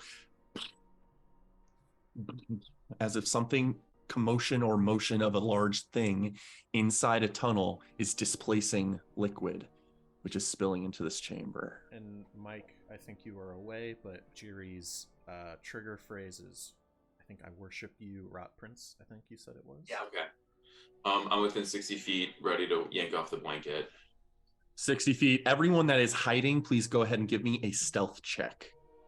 Certainly. With whatever capabilities you want to use for it. Rolling with advantage. I forgot. Jiri, is Shadow Moby still hovering next to the mist spirit over yonder? Because the mist spirit continues to just drift above what you assume to be its previous body. No, I'll have it just like be in the shadows behind the snake. Okay. It's amorphous enough that it can kind of hide in the crevices without needing a stealth check per se. I rolled a 1 and a 4 with advantage on my stealth check.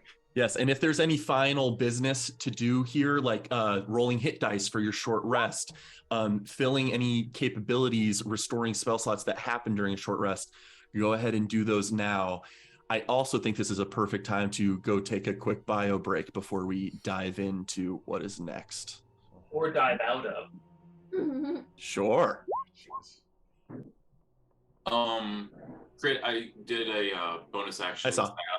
Oh no, I did a bonus action side thing, so I have all 6 of my side eye back. Okay. Do you want to plus? First 9. I think 9's better than 5.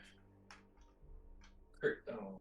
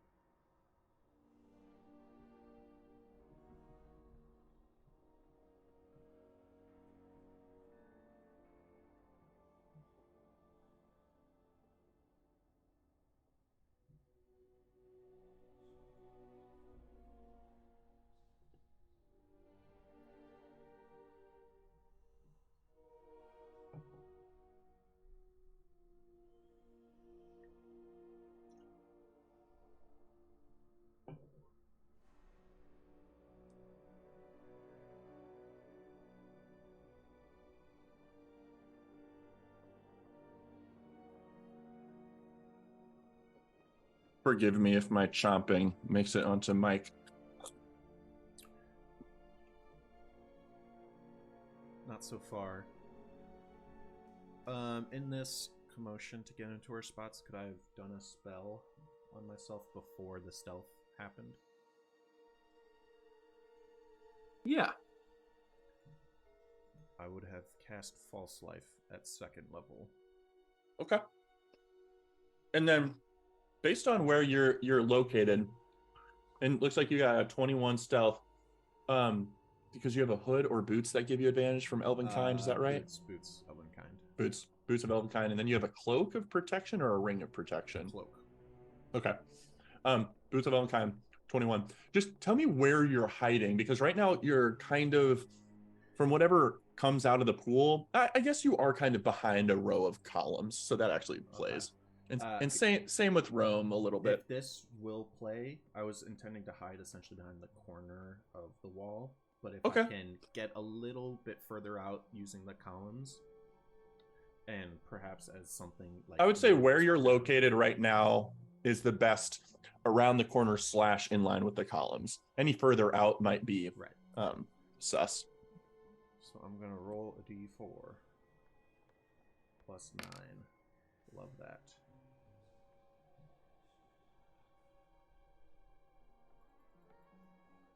Critter, I also just shot you a text with a quick question. Got it.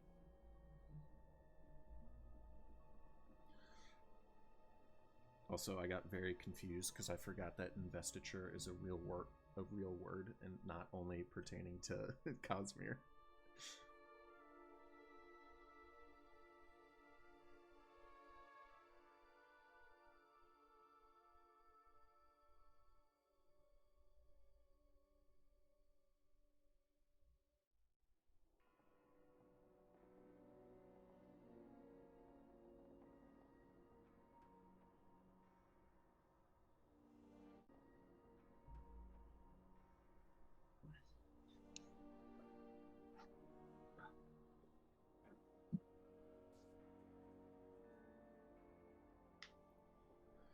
What am I saving for?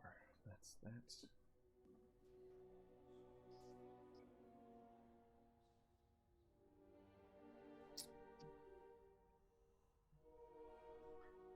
Oh, we got a remote day tomorrow. Alex has a snow day.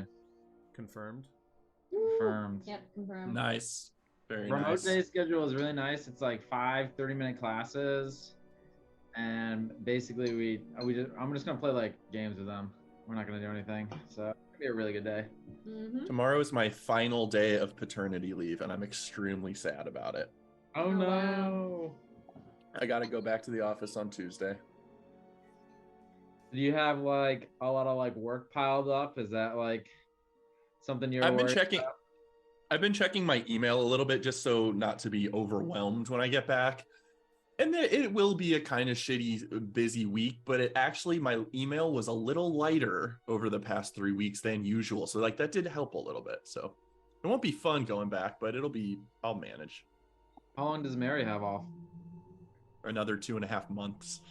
Nice. Great. So I got a solid 3 weeks, but she gets 12 weeks. That's good. And then she's going to go part-time after that. Nice. Oh, I didn't know where the mic is on. My mic is unmuted. So when the nurse goes part-time, is it shorter shifts or just few of them? Fewer, and we don't need to get all into this, but generally by default, her job is 3 12-hour shifts. They end up being a little longer than 12 because you clock in a little early, leave a little late. But you can take call shifts and bump your paycheck and stuff if you work a little extra, blah, blah, blah.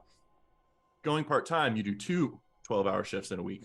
However, if you take a call shift for a 3rd shift, you end up getting time and a half for that shift. So you make more money than you would working 3 normal shifts. The only reason that makes sense, and it's like, why wouldn't everyone do that, is because you don't get insurance when you do that strategy. She doesn't need it because she's on my insurance. So she's going to end up making similar or more money by going part-time, which is insanity. That's so Damn. funny. Huh. Healthcare. Yeah, it's so weird. I'm very insanely jealous about it, but also Steve, overall, I would say it's like you don't in the amorphous time action of combat, you don't know when the start of your turn starts. So I would say, like, if you can identify who goes before, you say when they attack or when they do this thing, when this person does something, then I want to release my thing. Ideally, so that's, or it's like after they make both their attacks or after they cast a spell, you might need to like make it happen on a different person's turn ahead of your turn, not in the amorphous space in between their turn and the start of your turn. It's the amorphous space because, and this is under the assumption that we like there's a surprise round. So my question is really during. Oh, wait a second. Oh, ooh, this is updated in 5e. There's no surprise round. There's just a status of surprise. There's a surprise condition where once something happens, everyone rolls initiative. The surprise creature just does not act that turn in initiative. So I would know, and this might, I don't know if this is metagaming or if it's more like I would know who's acting faster than you. I would see someone stumble in surprise because I would see that they have been surprised, and I would know. Yeah, you can identify a creature is in the surprise condition. Sure. That should have been when they did it. Okay.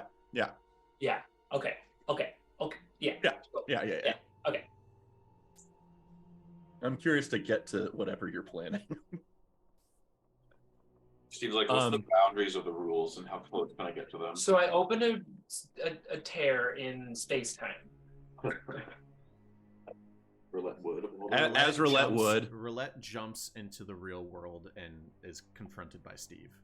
I reach through and I grab a gun. Oh, it's fun. Okay. Stealths have been done. It looks like for the most part.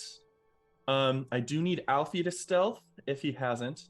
And Jiri's not stealthing because he's going to deceive. So Jiri, I also do want a deception or performance check. Normally you would get advantage on this, but because you don't have the same limb arrangement as a normal Sarashorn, I'm going to say that cancels out. It's going to be a normal deception or performance check.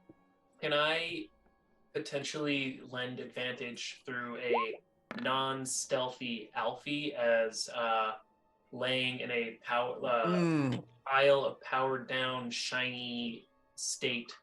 That's right. I didn't quite remember that. I'll say Alfie can kind of like fake dead real easily, so I don't even think he needs to make a check in this moment. He's powered down aesthetically right now. I think that's easy enough to do. Oh yeah. No, it was more of I was going to see could I give advantage to Tim as like a I see, as an aid. Even if that gave him advantage, he already had advantage, and the disadvantage swipes away all advantages. It's just a straight roll for that. But very successful roll with a 21. Okay. After a few moments of preparation, you're all hiding behind various roots acting as columns, or in the case of Jiri and Alfie, out in the open, ready to deceive whatever creature is about to come through. A few more seconds go by of the pool of water bubbling, spilling over into the surrounding space before getting out of this sludgy, tar-like blackness. Jiri, I imagine you still have your goggles on. Or you can probably make yourself look like you don't have goggles, I imagine, with disguise self, even though they're still on, I guess. So you can still see this, but it is pitch black darkness in this entire vicinity right now, even though you guys know where the lights you have available are. And emerging from this space, from the tunnel, burrowed by a large creature that burrows and swims, an enormous 10-foot tall claw grips out of the tar tunnel, muscles its way up. You see the shiny wet slick of black scales that just seem to be dripping tar before another one. And then out of it rises its head, the massive form, seemingly opaque and corporeal in this moment, before, right as it leaves the surface of the water, becoming shadowy and amorphous. You see him. Oh, Jesus Christmas. Ooh. A massive 20-foot tall, spreading out wings that go out 30 feet in each direction when he flicks off tar from them that goes spattering in different directions. The moment this mist-like gaseous shadow dragon emerges from the liquid, he becomes not solid, but gaseous, amorphous, almost like elementals that you have fought, and translucent. You can see past his form. Like this massive creature can shift back and forth between a physical state and a gaseous state. And as it rises from the water, it just sort of hovers above the ground, not making impact on the surface of the floor, but just hovering like a gaseous form, and immediately looks forward and sees Jiri in the form of a strange Sorrowsworn, as well as a pile of scrap metal, and way further past, a crack of light from a door that had been opened. Back of the hallway. Servant, what is this? How has the gate been opened? So Jiri's like pounced on top of this sphere, like almost like he's holding it down. And he's been looking at it, and he looks up. And when I look up and like focus on this creature, I say to it, Prince, Rat Prince, please come look. This thing come. It break through, kill many, but we have defeated it. It's shiny for you. We give it to you, Rat Prince. With a gushing whoosh of dark, smoke-like energy, Sarzarinth gets up right next to you, moving forward very quickly and rapidly, flying through the air and remaining hovering. Looks down at you in this scrap metal, your deception check still active. He looks down. Strange. I do not know the magic this contains within. Not like I have seen in this place. How did it get through? Prince, we are sorry. It slew many. It was a powerful foe. Only a few remain, but we have bested it. Roulette, you're the closest to Sarzarinth right now.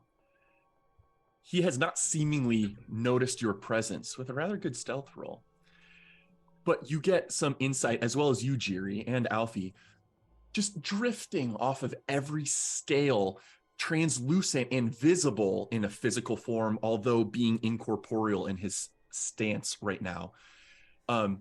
He gets closer, and you see just like ash and dark smoke drifting from his body.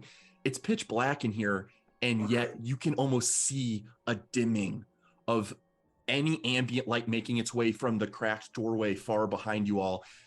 The very nature of his presence suffocates light. You're not sure how strongly, but just something all of you gain the knowledge of, being that close to him. Can I do something? You are welcome to do something. Yes, what do you do? Knowing that you need to pick your actions carefully should you break stealth, lest you break stealth. I was going to use Detect Thoughts and then just stealth up forward. So I was within, so like right here so I would go here. Well, and I guess I'm going to wait a second longer, but I just want you to know I'm getting ready. I kind of want to see what he does, but I'm just getting ready to do that. Okay. I would say you're acting right now. Are you choosing to do this now, or are you choosing to wait to do this a little bit later? I'm gonna cast Detect Thoughts, but which is silent in my, it's not a spell. That's what I wanted to Yeah. investigate really quickly, because it's not like a casting of an arcane spell. Correct. For It has you. it has no components. No components. Then you are able to open your mind. I have to be Are within you- 30 feet, though. Okay, so you're not quite there yet, but you're Correct. ready to try and sense Yeah, and I its don't want to mind. move yet Got because I don't want to startle the situation quite yet. Okay. Very well, servant. Lead me upward. I have not been up to that place yet. Rat Prince, there is more. More you must know. I love this. He's so good. And His voice echoes, reverberating the whole chamber, dust shifting from the ceiling. And I like, "Ugh," you know what I mean? I'm like bow in his presence. Mhm. My Rat Prince, this creature, it drops something. Something you must see. It is very small. I hold it in my hands and I give it to you. very well. What is this? It is some strange magic. I don't know, Rat Prince. Please look. And what are you holding out to him? He I'm not- definitely leans his head in, and his massive 10-foot wide and tall head of gaseous, incorporeal, translucent form just opens its mouth and is just baring its gnarly looking teeth. And actually, Jiri, not hiding, in full view of this creature, I will give you a perception check in this moment with advantage because you are so close to it. Ugh. Critter, just size of this thing. So the ceiling is 30 feet up. Is this thing like 30 20 feet tall, but its wings spread out. Its wings are kind of back behind it, but when they stretched out, they expanded widely in this chamber. Okay. With a 17, as you're cowering and offering whatever you have in your hand up to the rock prince, and its large, massive maw is looking at you inches away, you see into it a thrumming, pulsing bit of magic deep in its form. It looks to be a spiraling, broken horn of thrumming magic, as if from an elicorn. Sort of trapped, caught up in the vortex of its form. How far away is it from him? That is probably 10 feet away, further into the creature, but you're just seeing past its head, which is inches from your face. But what are you offering it and holding in your hand in this moment as he has leaned down toward you? There's nothing. And you see it. It is very small. Love this accent. He glares deeply. There is nothing. You lie. No. I worship you, my Rat Prince. There is What? something you must look, please. This creature dropped it. At that line, Roulette is around the corner and begins casting web. You begin casting a spell. I believe other people had things they wanted to do upon this trigger phrase. Is that correct? Yes. Okay. With that, let's go ahead and roll initiative, and he will be a surprised creature for it. Wow. Hey, we got surprise on a dragon. At least there's that. And he has a high perception too. Oh, I almost nat 20 that. Oh. I have a sliver in one hand and a sword in my greatsword in the other. I'm Okay. gonna use a point of inspiration to reroll initiative. Wow, okay. Which is just one more, right? Do not. I Yes, had just it. one more roll, yeah.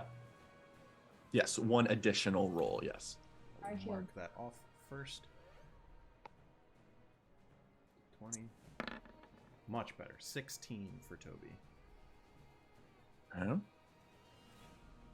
Don't you have advantage already? It was 7 with advantage. It was 7. I got a 5 and a 4. Oh, I see. Okay. Also, Christopher, I'm just a very quick because you know I was asking about this. I am Mhm. turning around to hold a spell. Okay. as I'm like I'm readying a spell. Okay. You are readying a spell right now. Got it. Yes, and I will as soon as it gets to me. Release it. I'll allow it. It's kind of messy timing, but we'll allow it for this thing. We've never really encountered that before. I just changed my initiative to be correct. Important to note, the blanket's coming off last in initiative.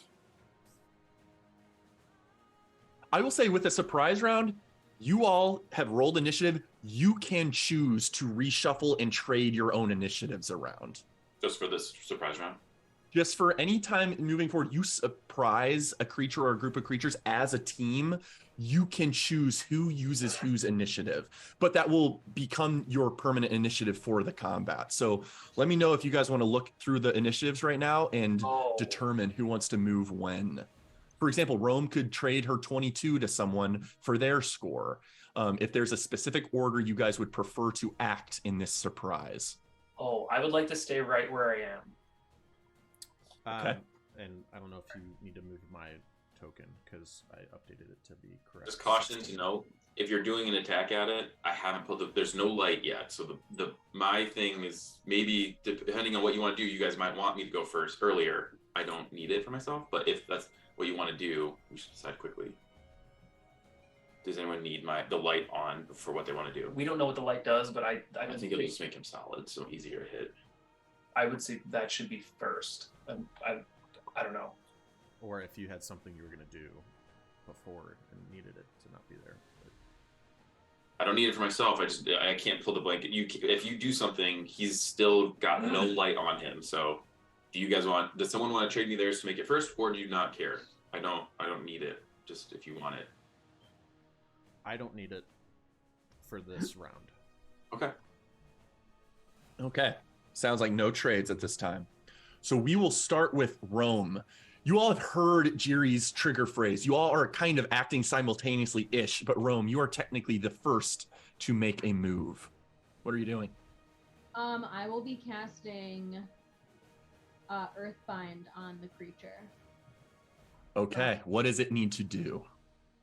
It needs to succeed on a strength saving throw, or its flying speed is reduced to 0 feet for the spell's duration. Okay, what does it look like when Rome sends out this Earthbind energy? I don't think we've ever seen you cast this before.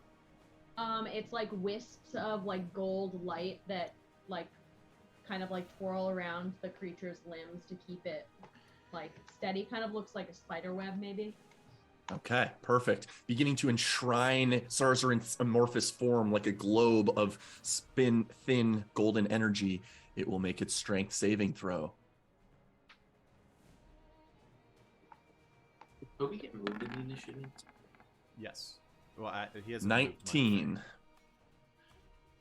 It does resist. You see it look in your direction. Fools! A trap in my own lair! This will not go unpunished. I will sunder your bones. And he throws out his wings and they disperse your magical golden energy. Your spell in this moment, so far unsuccessful. Yeah, that's it. Okay. Jiri, you are up next. Can I hide as a bonus action? Prince, you must see. And I like hold up my hand even higher to it. And this time, I'm allowing my blue stone to be seen through my illusion in my hand. And I hold it up to him. Okay, go ahead and trigger your aura as you do this. Does it cost anything to activate your stone? Good question. And I'm gonna wait until he's like looking at it again. Yeah, he has leaned in. He's looked over to Rome, and as you talk to him, you see his eyes eye you out of the side of his head. Pupilless, like just dark purple energy flickering within him. Blue stone.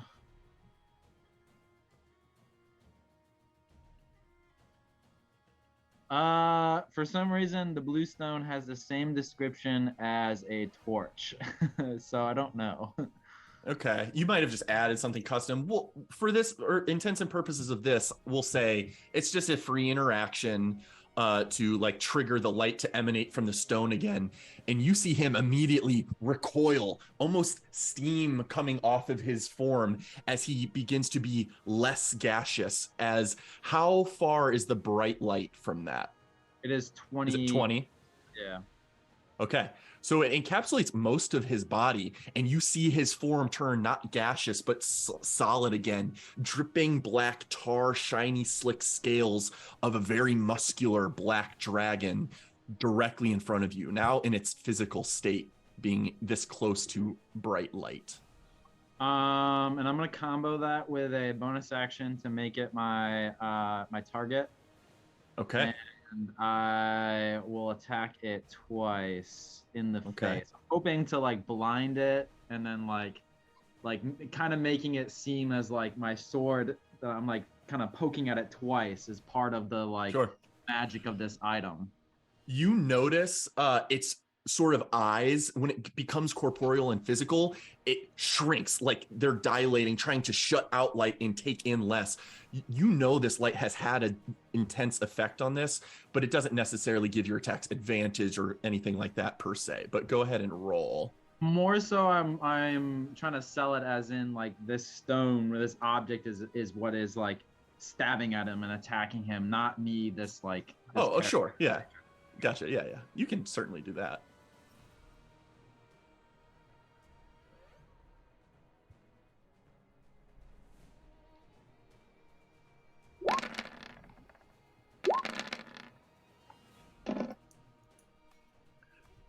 Your first strike, as he recoils from the light, you lunge too soon. A 17 not hitting.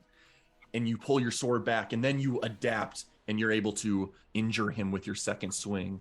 How much damage are we looking at here? 20 damage. Okay. Any Is that on things top there? of the lightning damage you do when you miss? Oh, plus 6 lightning damage for missing. Good call. Oh, that's true. Yeah, so 6 lightning immediately. And then the total of the other one was what? 20. 20.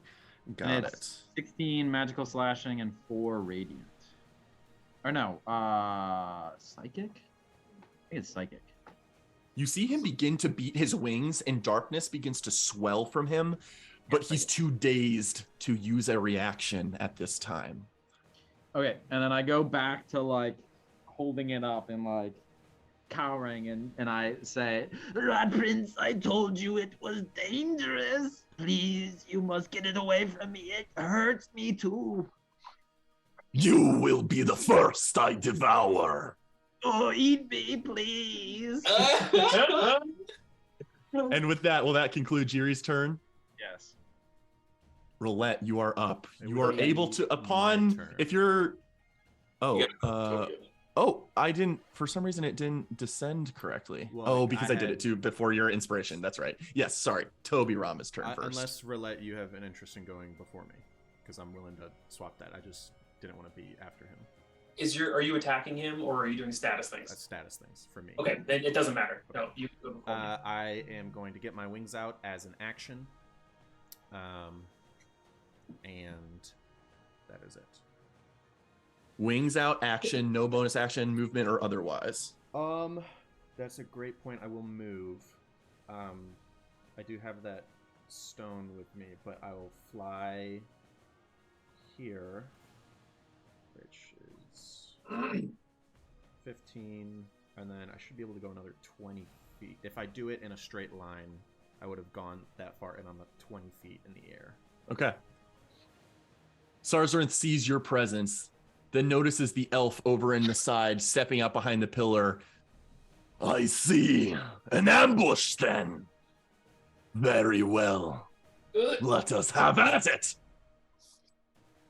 Toby's turn complete. Wings out. Roulette, now it is your turn. Where am I? Oh, I go right before Telperion. Oh, cool. I'm going to step out here. Rub it in. is he is a 20 by 20 current floating thing. Right now he has landed, touching ground in his physical state. Perfect. Beautiful.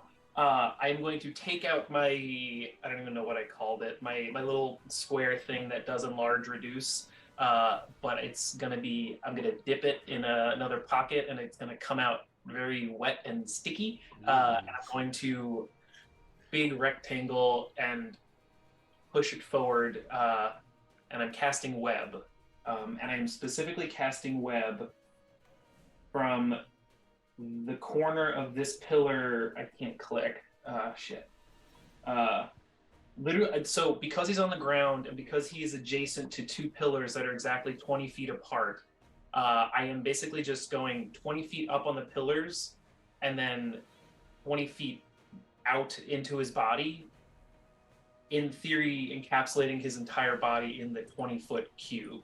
That right there is what I'm doing. Slightly down to the left. Yes. So Okay. casting web. What happens when you conjure this web out of nothing? So it looks similar to the way that I like flavored fairy fire, where it's like a square of light that just passes, but it does the same thing, but there's more tangibility to it. And this like just film of ooh, can I make it red? I'm gonna make it red. Sure. This film of red, because it's the same color as a fairy fire. Film of red, just webbing, drapes over everything in that 20-foot cube area, directly where Okay. dragon is. Does he need to do anything? Nothing immediately happens. Immediately. Okay. But at the start of his turn, he does have to make a save. Understood. Will that do it for roulette? Bonus action, I'm just going to have Alfie open the front of his thing so that he's still like playing dead, but now his little pocket's open and there's a light source. Another bubble of light. Okay, perfect. And I will not do anything with Moby 3. Okay. Got it. Telperion, you are up. Okay. I'm gonna move here.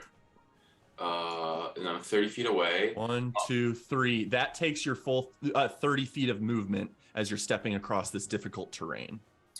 And then I'm going to, with my action, my Kair the blanket away. Okay. Action. Pull it. Daylight emanates and blasts the space. You see Sarzorinth recoil.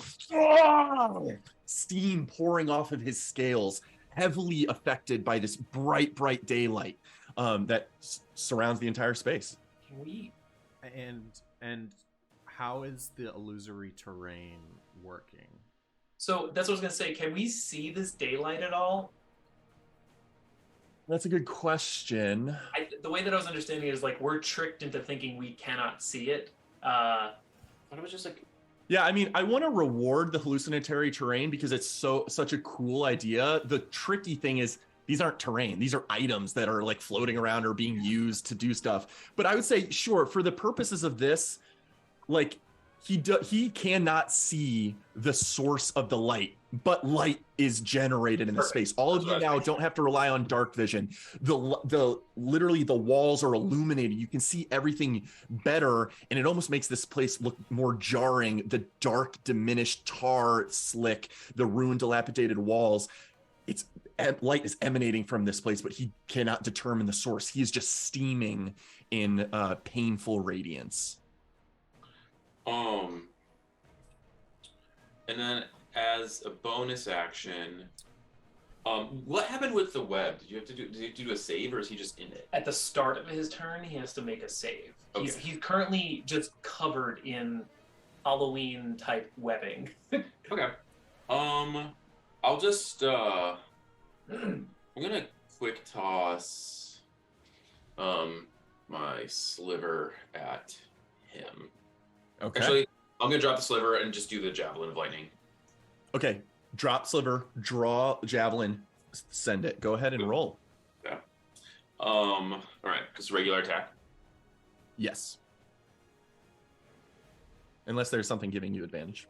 No, 8 plus 9 is 17. 17. Yeah, which misses. 17 misses indeed. Yeah, you see this lightning strike through him as he just dodges the javelin. But does he take some damage anyway? Or Yeah, well, he no? has to do a dex save, and there's still 46 coming at him. Okay, got it. So he'll take all of it. He had a 13 dex save. Got it. Ooh. He fails. So he dodges the spear itself sailing past him, but the streak of lightning does hit him. Yeah, which is 16 damage. 16 damage. Got it. You see that definitely impact his form, crackling across his scales, and he looks at your way. That's what I got. Okay. Was I attacking? Sarzarin. Yeah. I wasn't attacking from cover though, was I? Because I was hidden. You are not hidden. Okay. You attacked him. It is now Sarzarin's turn. Interesting. This may be fun. Ah! And just yells, but he has just shaken off his surprise condition. He doesn't get to act this turn.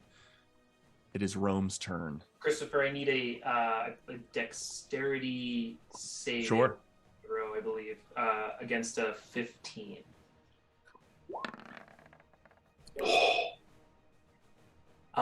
On a fail, the creature is restrained as long as it remains in the webs or until it breaks free. Okay. You see it like tighten around him, and it seems to be impacting him. As a note, it can use an action to make a strength check against my DC. If it succeeds, it is no longer restrained. It is still in the webs, but it is no longer restrained. Understood.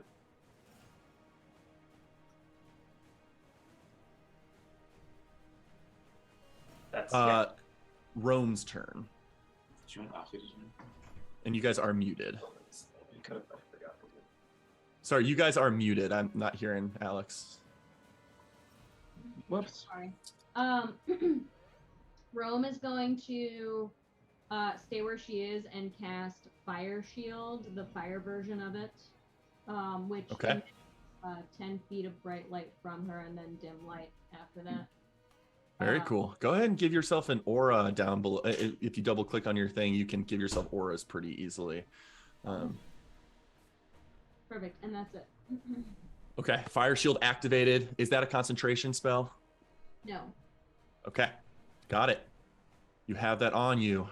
Jiri, you are up. Alrighty. Jerry, I think the answer is yes. I thought I did. I think I did. Okay. Yes. No. I'm gonna continue to hobble in front of this guy. However, I'm going to offer up the blue stone to it again to try to blind it, and then again attack with my sword in between. You're welcome to keep swinging. Now with advantage because it is restrained. Yes, in this moment, yes. And go ahead and roll your first attack first. Don't roll both at the same time quite yet. Okay. Got it. With advantage, you see him recoil, almost dodging your strike, but you hit him. How much damage is that? 16. 16. That will be all from you. And as a reaction, upon taking damage, he will use his dark defense. The dark, smoky, drifting mist around him flares and darkens, and he covers himself, his space, within a 10-foot radius, so even outside his space, including Jiri, Alfie, in magical darkness. It does not dispel magical light, but it is not suffocate. It is not illuminated by it anyway, and you all lose sight of Sarzarinth as this magical darkness appears. Also, I guess I'm here, so I'd have to be close enough. Sure. to Yeah. But that is his reaction as he has shrouded himself and you and Alfie in magical darkness. You're welcome to go ahead and make your second attack. I will attack. Does that change to a regular It will. attack? It will be disadvantage. Oh yes, he is. No, it is disadvantage. He is immune to restrain while in dim light or darkness in his gaseous form. You don't know he's even in his gaseous form in this second, but you're about to find out. He is no longer restrained right this moment.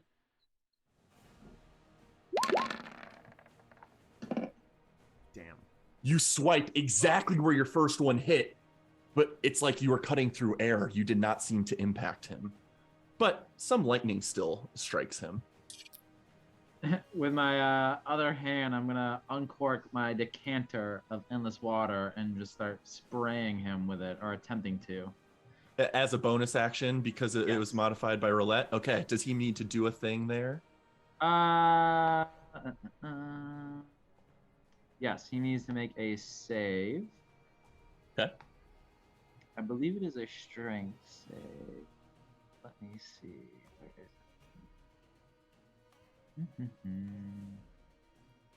Decanter, here it is. Strength saving throw, DC 13. Okay. You see your geyser erupt into the space. Well, you don't see it, but you know you have activated it and it is gushing forward. You're not sure if it has pushed him backwards or anything. Rat Prince, your enemies compel me to fight you. Please eat me. Let me nourish you for the battle. Amazing. Very well. The rest of you just see a geyser of water jet out of the back of the magical sphere of darkness Sarsarinth has created around himself. It is Toby Rama's turn.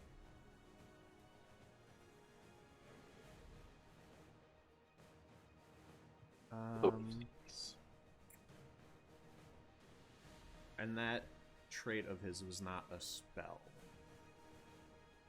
Correct. No. Just a natural power capability. Well, shit. And dark vision does not allow you to see through magical darkness? It does not.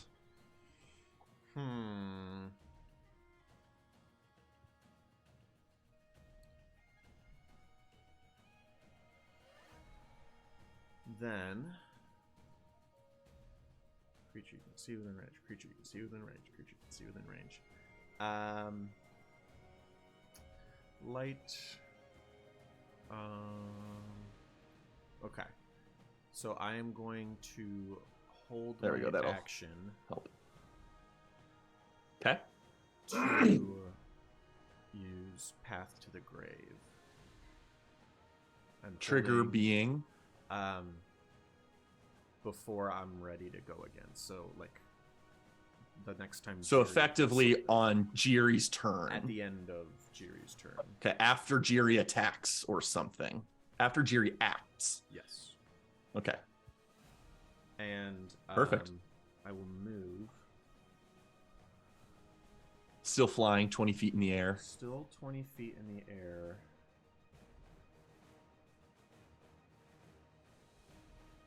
That's it. No, so I'll go there. I'll still go there. And I'll drop another 5 feet. So I'll be 15 in the air.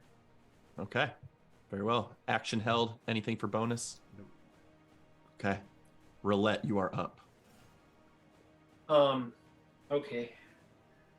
I seeing this magical darkness right in front of me, I pray that Alfie is still okay where he is. I am going to start walking to the top left, knowing that there was a pillar right towards the thing's butt.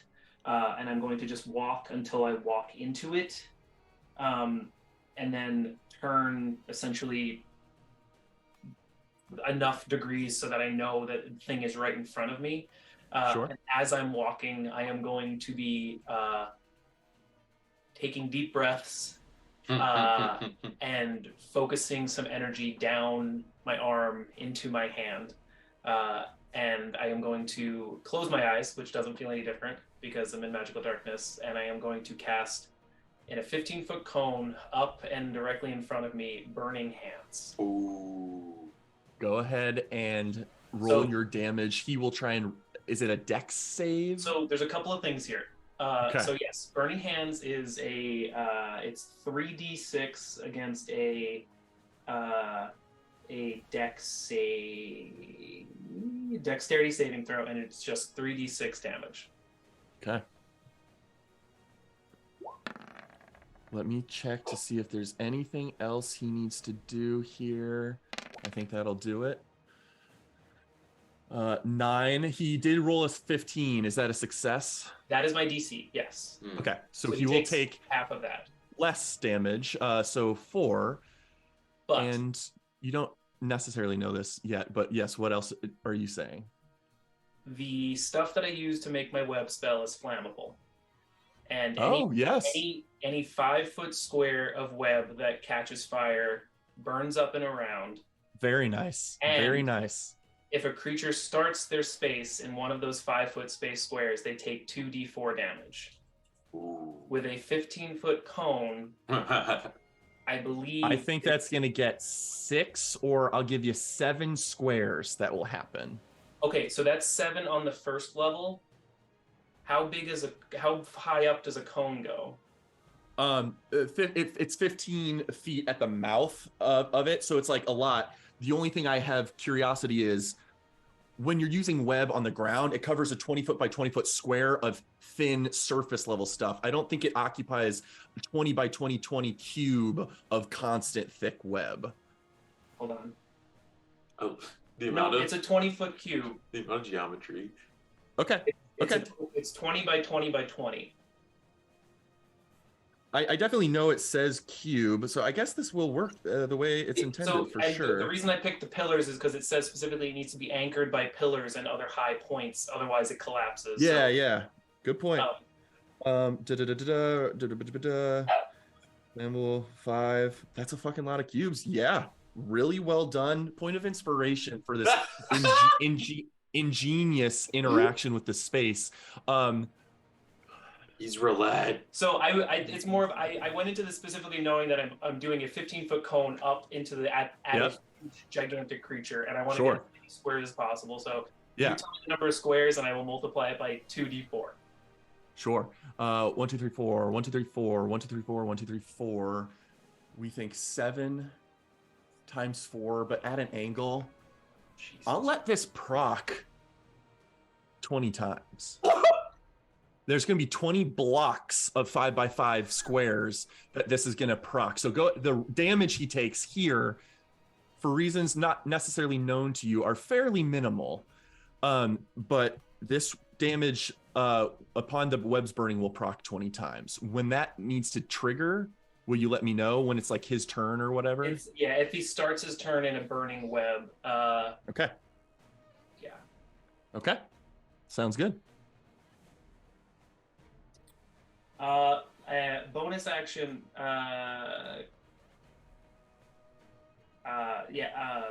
Bonus action. I'm just gonna have Alfie roll. No, Alfie's gonna stay right where he is. He's gonna stay right where he is because he's gonna assume he's gonna get hit. So, Alfie's staying where he is, right next to Jiri. Okay. Very cool. Still in magical darkness. Will that do it for roulette? Yes. Yeah. Okay. Tell Pyrian. To be fair, what's Sarzarin's dexterity? Because he and I have the same initiative. Mine's only +1. Oh, you're right. It is his turn first. Thank you. He is faster than you. So he will go and immediately take the burning web damage. Hopefully, it doesn't break. Actually, real quick, 2 things are going to happen at the start of his turn. Your damage is going to proc, and his gaseous form is going to, the darkness is going to go away because it only lasts until the start of his turn. One of those is going to happen first. Please give me an initiative roll from roulette. If this is higher than 10, if it is 11 or higher, you will win. The gaseous form will consolidate before the damage. Jeebus, what a roll! I'm just rolling a d20 plus 2. too. I feel like this might be worth an inspiration use if I mean, I just got one, I know. so I don't know. Oh my if that's god, imagine worthwhile. using that. Fucking Right shit, as Roland. his darkness diminishes, a temporary effect, you see him solidify once more and begin to steam from the light all around this space. And then you see the webs engulf him, sinking into his form and blazing brightly. Go ahead and roll your 2d4, I believe, and we'll multiply that by 20. can I do? Yeah. Can Okay. you do 80d4 or 40? Can I do 40d4, or should I just roll 2d4 and then multiply? You're welcome to choose. I'm doing 40d4. How often do you get a roll roll? 40d4 in D&D? Mhm. It's gonna take a minute. Absolutely genius. Jeebus. You see his entire form alight in flame, like every ounce of shadow and tar ignite and blaze. And his scream just rattles the chamber. And he looks at you in just pure hatred. It's hatred. You have made a grave mistake. Oh no. He inhales, and you see the light from Jerry's stone magically dispersed, the light from the daylight magically dispersed, as he suffocates all light, making you the sole target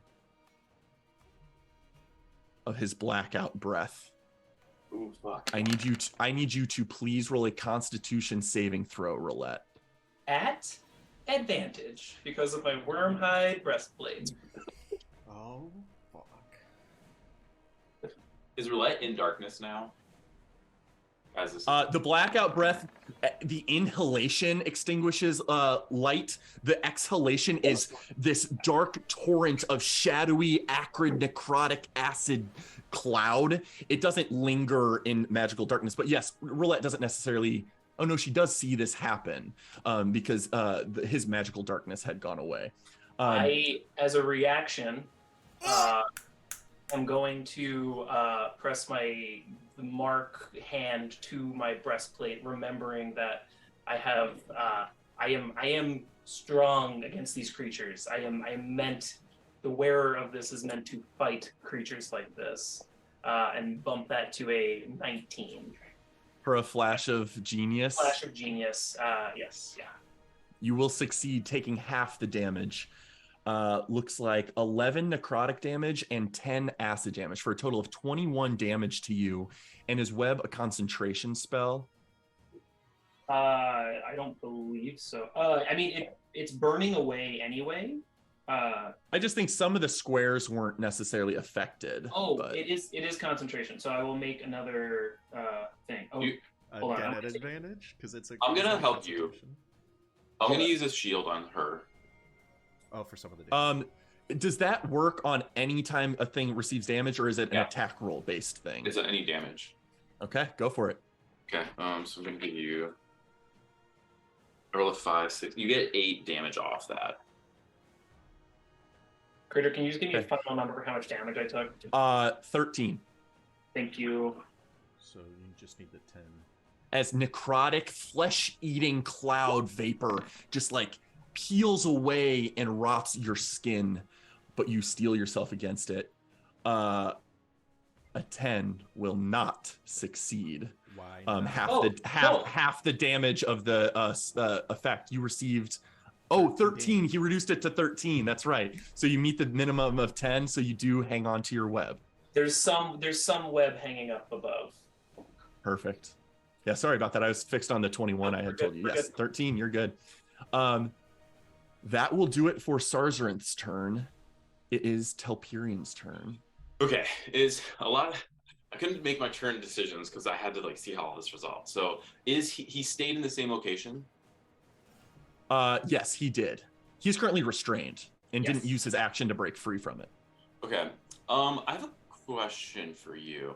Fuck. Just to note, he's restrained until my turn. Can I, Telpian, I don't know if I don't want to interrupt you, but can I change the trigger of my? You may reaction? not. Okay. Unfortunately.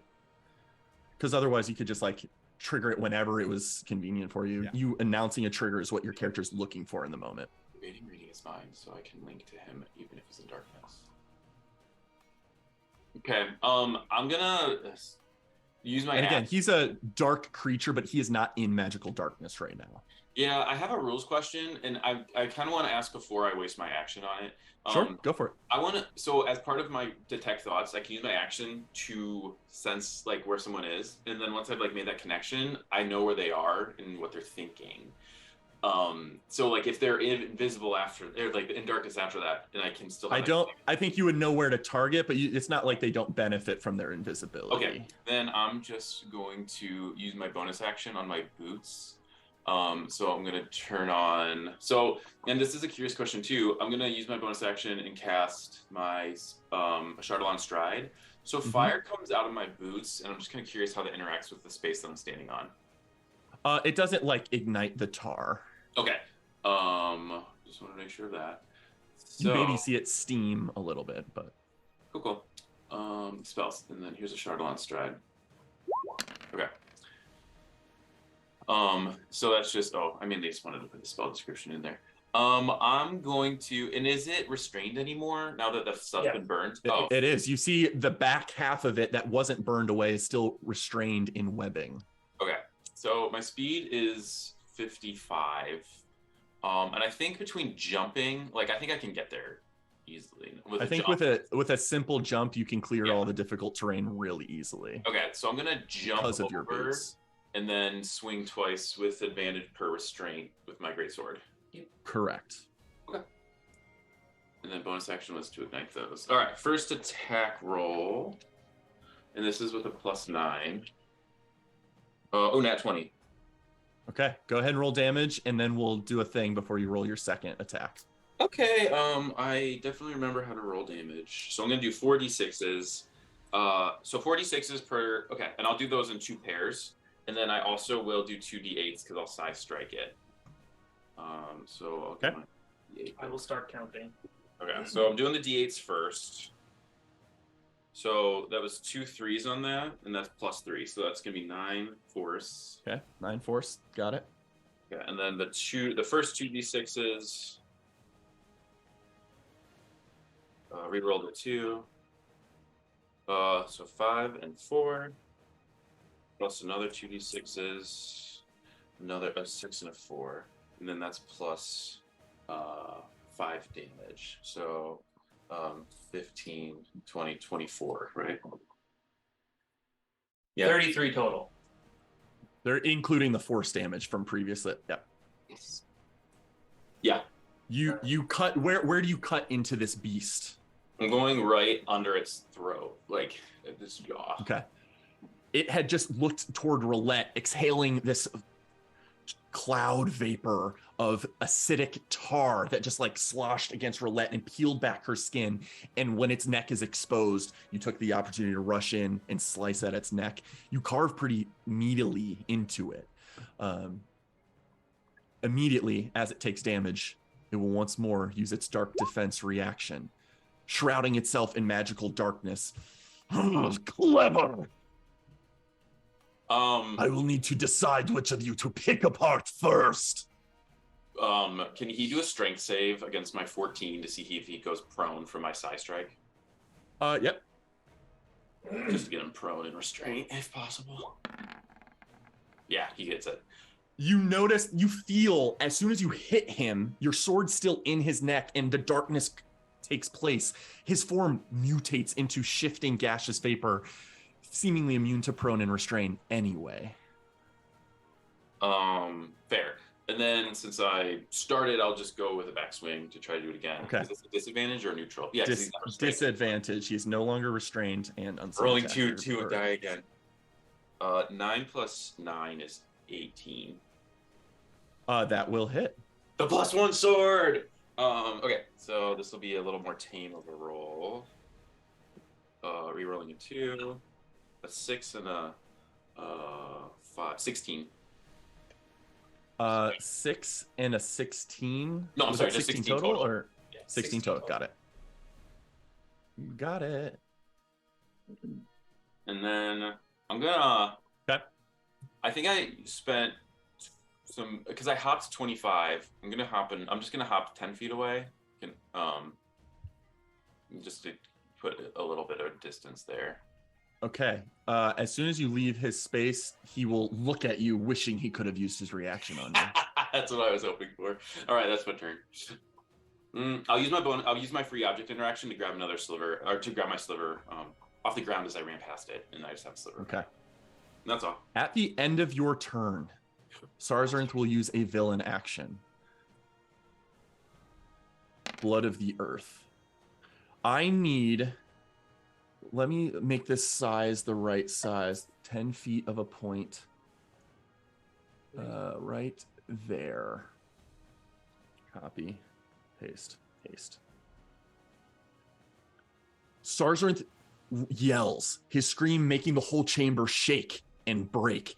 Several of you feel the rubble underneath your feet begin to give way, the earth itself separating as acidic tar begins to bubble forth from the ground at 3 points. I'm going to move them as soon as I can click on them. But one hitting Jiri and Alfie, one hitting Telperion, and one hitting Roulette.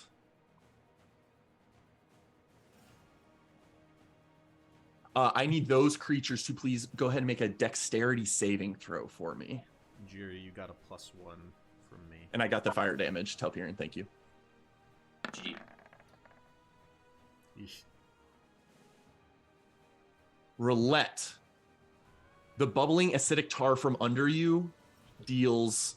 did it already roll it? Yes, it already rolled the damage. So you will take 5 acid damage, and you are grappled. As the thick tar, you begin to sink into the earth slightly, and more over time. You are considered grappled right now. Sorry. Dex Same save? thing. Yes, dex save, please. And Telperion, same thing. You are grappled and 5 points of acid damage.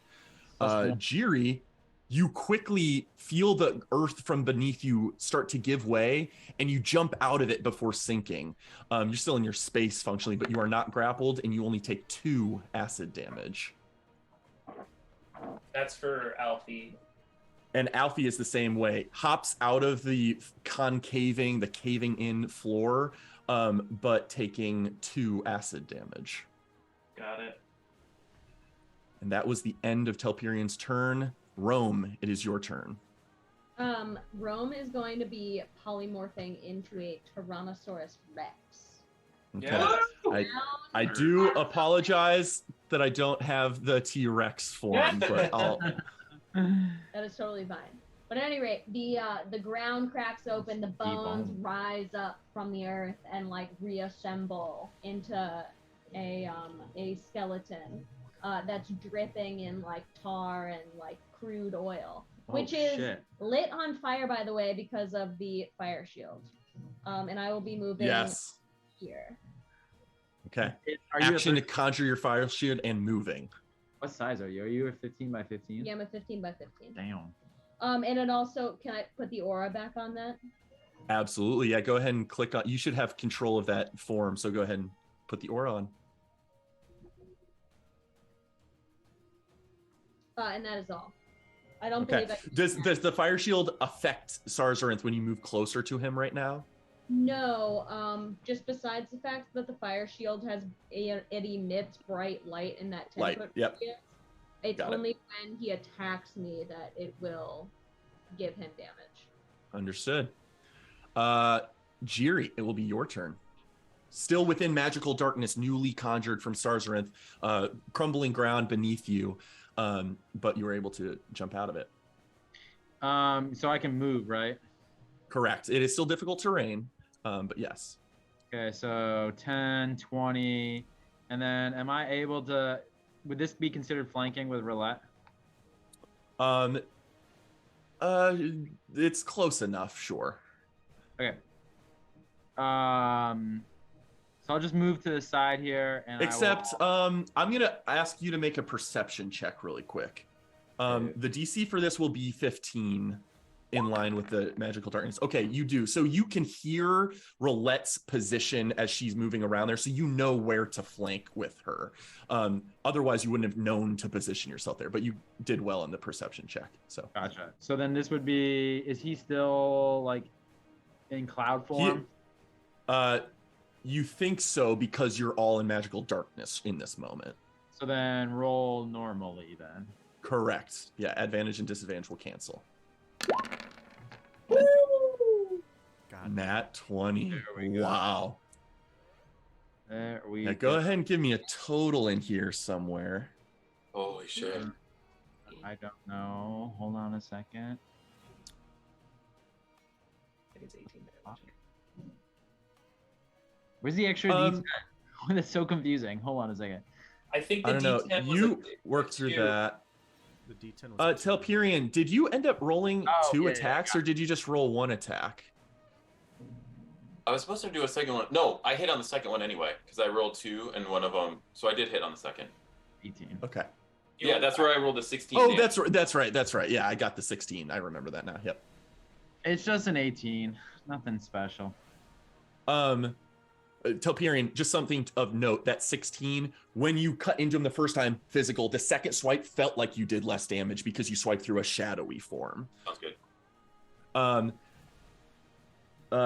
Jiri, what was the total damage on that? 18. Now that you guys have done this a couple times, I'm going to throw out his shadow form here. What amount of that was psychic damage? 5. 5. So the 5 takes full effect and you feel it penetrate his mind and damage him. The rest of the entire attack's damage is halved as he is in his gaseous, shadowy form and has resistance to all damage that is not force, psychic, or radiant. But you still carve into him healthily, and he will take that damage. All right, I will swing again. Go for it. 21 will hit again. For 18 slashing and 4 psychic. Got it. 9 and 4, 13. Got it. And I will blast him with my hydro pump. Okay. Strength saving throw, DC 13. Does it say anything about being knocked prone, or is it just is pushed away from you? It's if he fails it, he takes damage and is knocked prone. Oh, prone. Okay. But the damage. Got it. He does succeed, however. Okay, So then once more, you send this geyser of thing. Purposely, having known Roulette's position to flank with her, you purposely angle it so that it won't potentially blast her. But got it. and then I will continue to plead with it in my voice of this pitiful creature and compel it to eat me. Please, Rat Prince, consume me. I don't want to fight you. Very well. If that will do it for Jiri, we're at Toby. And having finished Jiri's turn, I would have hoped to have directed my path to the grave. Unfortunately, Yeah, I having cannot see heard him. his...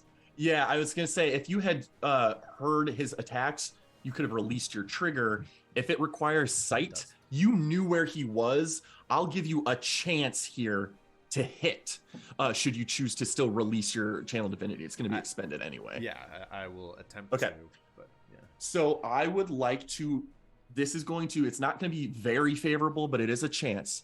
Make a wisdom check against his AC. So I should need a 13. 13-ish, yeah. Dang. It will not, you feel the spell release, but just when you lost sight of him, frustratingly, unless there's anything you want to do here, inspiration-y or otherwise. Do you have your luck thing today? I've already used it. No, I'm not going to do anything to affect this path to the grave.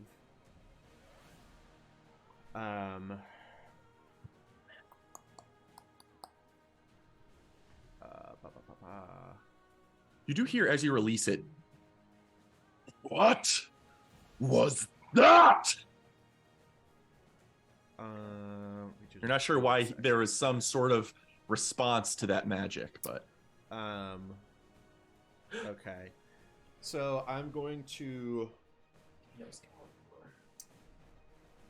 try and locate Roulette and see if I can get to her. she's in the sphere. I don't think you have eyes on her. Your high passive perception allows you to make a perception check for free, like Jiri's. Like I allowed Jiri to make a perception check. Go ahead and make a perception check. Mine are at advantage. Does that still apply? Again, just from my Sentinel Shield? yeah, it would. And it's against his DC functionally. Yeah, you hear Roulette's presence, her positioning, moving through the sludgy tar, trying to struggle against the pull of its thick, sludgy stuff. We had all seen as he focused in and did his blackout breath on her. Correct. Okay, so I knew he had been the most recent target. I'm going to fly down to Roulette and give you, with the contingency band of Rael's Soothing Tea. So that's going to be a D6. Can you get to her? You're using your movement to get close enough to her? Okay. So you are plunging into magical darkness, but getting close enough to get her. Yeah. Okay. So you get 4 hit points back and 4 temporary hit points. Neat. You're also not scared of stuff now. It's hard. You have like a hero. I'll look it up. Oh yeah. I got it. If any effect causing you to be charmed or frightened is suppressed for 1 hour. With that. In addition, any effect. You correctly would have to be charmed or feared. Never mind. And that took my whole movement, so I am going to again get my Path to the Grave ready, but this time I will trigger it if he is visible and one of my allies is going in to attack it. Okay. Doable. Preparing your second final channel divinity? Yes. Action, bonus action, movement. That's my turn. Okay. Roulette, you are up. Great question. I whisper a thank you, Toby, and I am going to, and I feel myself sinking into this Yes, you feel yourself. It's getting worse. This is an increasing difficulty and danger thing. You are grappled, and you think your feet are sinking in further. Okay. Bonus action. I'm gonna grab the cannel off my back. Bonus action. Puff it out behind me. Grab onto it and use an action to cast levitate. To pull me up 30 feet. I think it can only go 20 feet per turn. Oh, 20 feet per round. Yeah, sorry. 20 feet up. But you feel it wrench you free from the tar that you were sinking into. Beautiful. And now you are hovering and can see above. You have sight again because you are above the sort of dome of this magical sphere. I don't think I am. I think I'm still in it. Oh, he's a huge fucking creature. Yeah, sorry. It is a really big sphere. But I will go in slightly away from him, and I will aim it so that I can glide down essentially to away. Yeah. Can this spot be safe or no? Can it be safe in what way? Am I in the pit if I'm in this one? Am I in the acid if I'm in this one? Oh, you can see bubbling tar from there, but not necessarily every space of it is going to be sinking into. Those are just where the kind of effect was conjured, but you don't necessarily think you're in danger landing there of falling deep into the earth. Okay. I will land there, and I will put the canalock thing over there just outside of the acid and behind the pillar safely. That's bonus action. That's action. Movement. I will take out my flail and turn around to the big darkness thing, and that's my turn. Okay. It is Sarzernth's turn. The dome of darkness dissipates, and once more you see the steam as his form is forced back into a physical, corporeal state. Damn it! Feel my wrath! And he will use his multi-attack to trigger his frightful presence, as well as making several attacks. First of all, for the frightful presence, I need everyone to make a wisdom saving throw. I might use one of my advantages on this. I have advantage. Roulette does have advantage.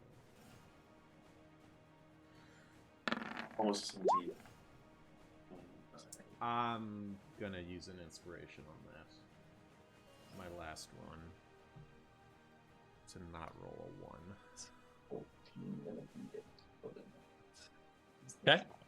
I'm gonna use one of my 2 inspiration on mine too. I rolled an 11 the first time. Fuck yeah. Toby, you shrug it off. Rome shrugs it off. Jiri is frightened. Roulette seems to be frightened, unless she's going to do something. Helperion shrugs it off. Stealing your mind. You feel the sort of psionic energy with your mind. Calm yourself. Something you haven't been able to do before so reliably. But you're on the cusp of being able to. Does the soothing tea... Maybe. How does that affect Roulette? Yeah. The soothing tea, I think it ends effect that's on the creature. Upon administering it? Yeah, I don't think it prevents, and I'll pull it up one more time, but I'm pretty positive. Flavorful tea, hit points, same effect. In addition, any effect causing you to be charmed or frightened is suppressed for 1 hour, after which any suppressed effect resumes. Was not active at the time. I think it just... Yeah. I'm gonna use inspiration and just roll one more time. I roll one more die, right? Yes, one more die, and this is effectively it. The DC is 16, I'm assuming. You don't know. I don't know. You don't know. I will. Maybe we'll try. I'm going to use my reaction to add 4 to that, slapping my hand to the breastplate once more, hoping that this dwarven armor grants me some sort of last-minute boon. You chose to make a decision, and you are rewarded for it. The DC was 15. Holy... That's amazing. Holy shit. Okay, by inspiration. Many of you resisting fear. I do need Alfie to make a save. That's what I'm And Jiri, you are frightened. This monstrous form finally actually makes you cower rather than you performing it. Jiri's so into the performance that he's actually filming. Yeah, he's method acting too well. He's scared himself. Yeah. Alfie is also frightened. Yeah. Sarzernth will then immediately make a bite attack at Jiri. Disadvantage. Yeah, hang on. Let me see this. Yes. Why? Because he is still restrained, and there's other factors too. Is there anything that is giving him advantage? I don't think so. Why is he giving advantage, Alfie? Alfie has 2 pokes that he's going to poke out at to give disadvantage on attacks. From that range. Yes. Bite. With disadvantage, it's not going to hit. Then he will make 2 claw attacks. One more toward Jiri. And again, Jiri, you have +1 on AC. Disadvantage. We actually kind of want him to get hit. I know, I want to get hit. I know. Both attacks against Jiri miss, and Sarzernth is frustrated by this mechanical contraption and his steaming form not letting him attack as successfully, and will target Alfie with his next attack. What kind of attack is this? Melee weapon attack. Like claws or mouth? Yes, claws. Okay. 1 bite, 2 claws. Gotcha. Thank you. But he still has disadvantage. You see steam pouring from him, but a 20, even with disadvantage, will hit. The bright light, you see his, which I'll also send out now, he has light sensitivity. This bright light is forcing him into corporeal form and is hindering his attacks. Okay. But he does hit for, looks like 14 damage to Alfie with that claw attack. Got it.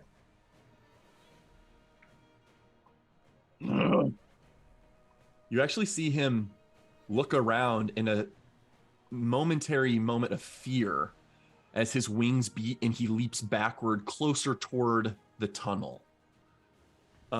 Anything that was within striking distance, melee distance, could attack. Is he still restrained? By the web in physical form. Oh, yeah, I forgot the web was still there. He has so many forms of disadvantage right now. Yes, he tries to struggle against it, but yeah, the arcane web is locking his form in place. We're having trouble damaging him, but at least he's not overpowering us. We're still holding him in check, which is nice. Telperion, it is your turn.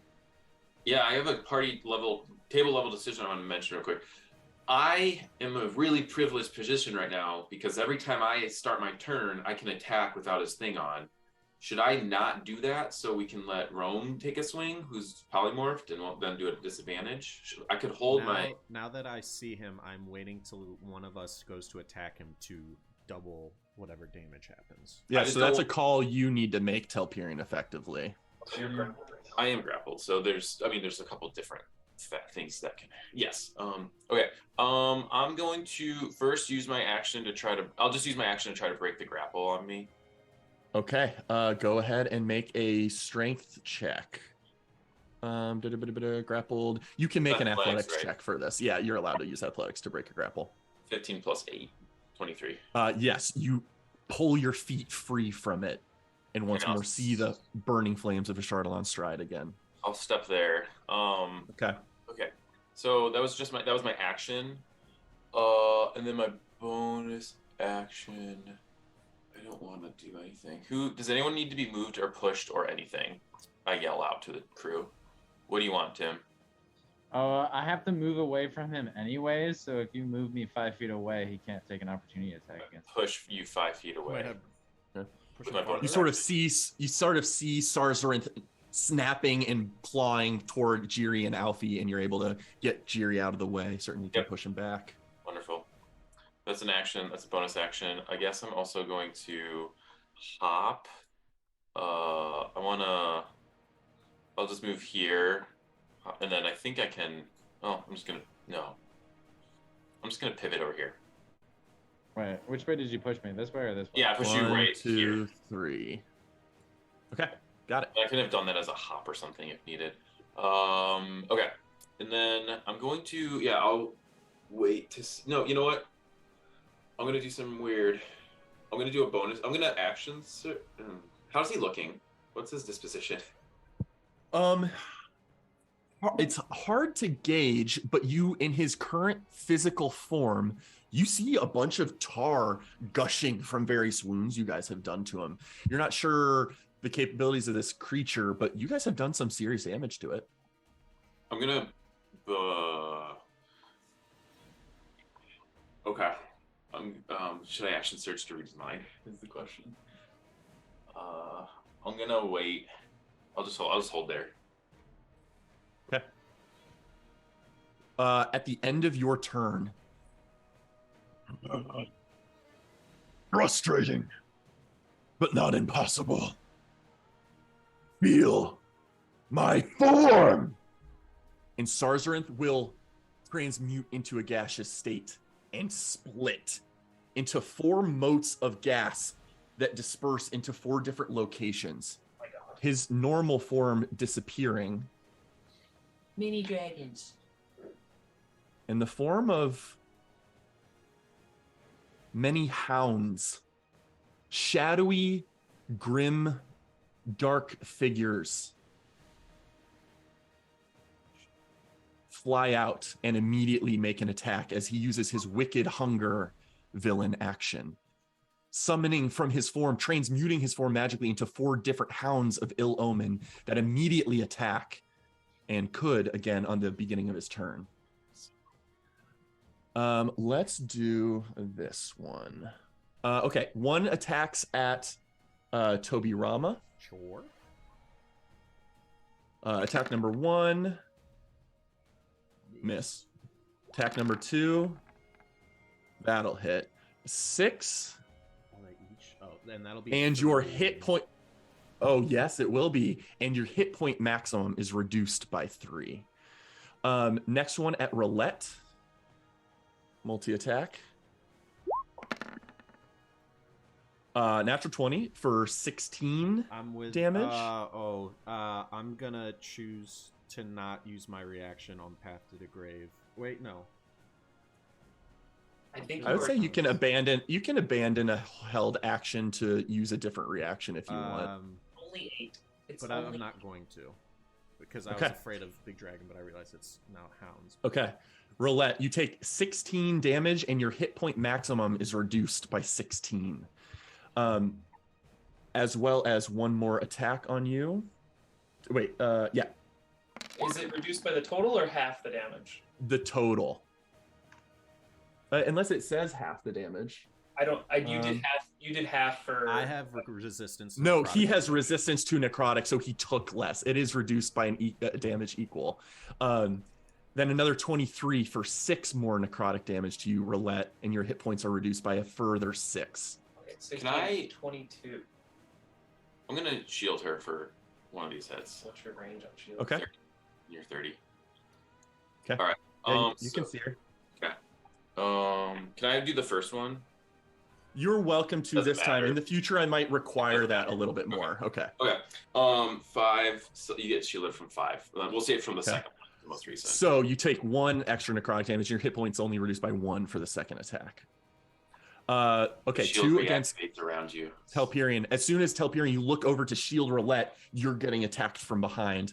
1 attacks you. First attack. 18 to hit. Does No, not 20. hit. You react quick Historian's enough. mouth. Ow. Second one adapts and does bite you for 10 necrotic damage, and reduces your hit point max by 10. Final one against Jiri. It hasn't really thought to target Rome. It's not sure what to make of her yet, but 2 attacks against Jiri. First attack, 17 to hit, does not hit. Still get a +1, right? Yep, So, yep. Warding bond. Next one is a nat 20 for looks like 15 He's damage. reduced to 7 because he is resistant to all damage. Oh, because of warding bond. and it bites my puffy armor, so it gets. So you blasted. take no damage. Your hit point max is not reduced. Oh, Your I hit, had temp hit HP. points take some damage.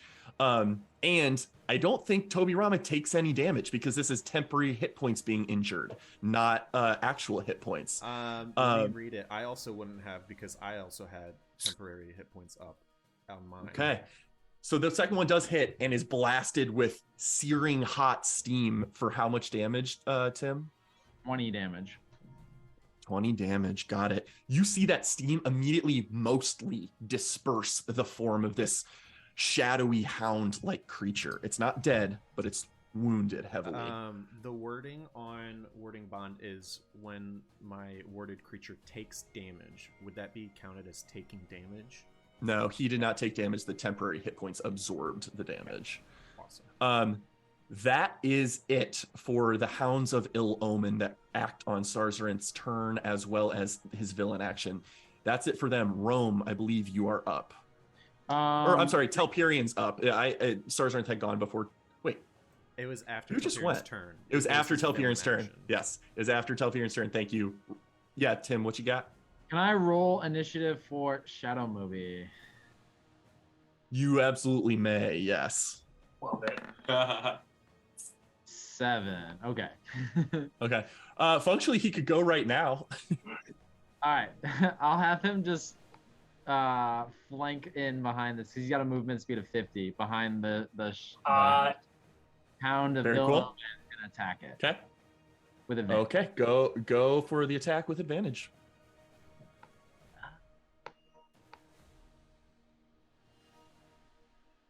Let me find it. Sorry.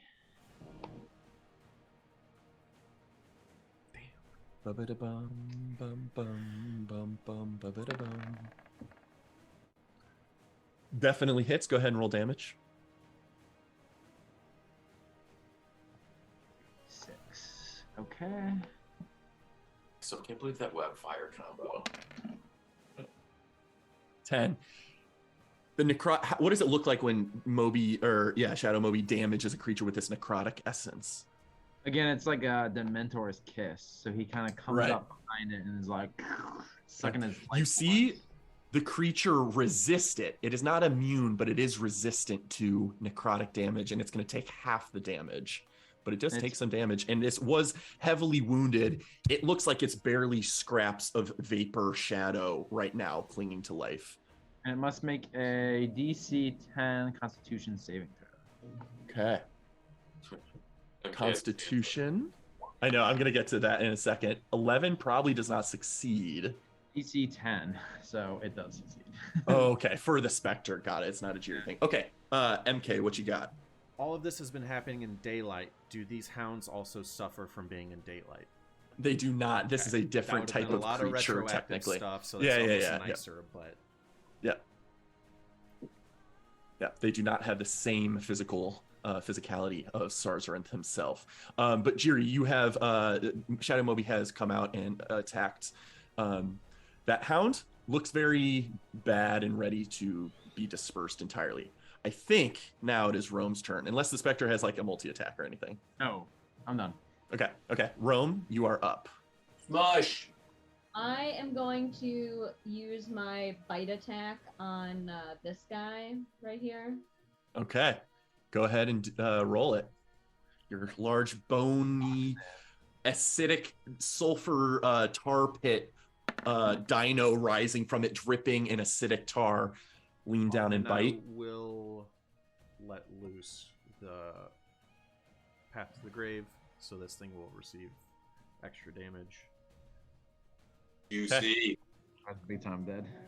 Okay, sorry. Yeah, describe to me how your Path to the Grave and Rome's bite dismantles this shadowy creature right now. I think the Path to the Grave would make it a lot less shadowy, almost like revealing the sickly Almost consolidating inner its form. Yeah, very cool.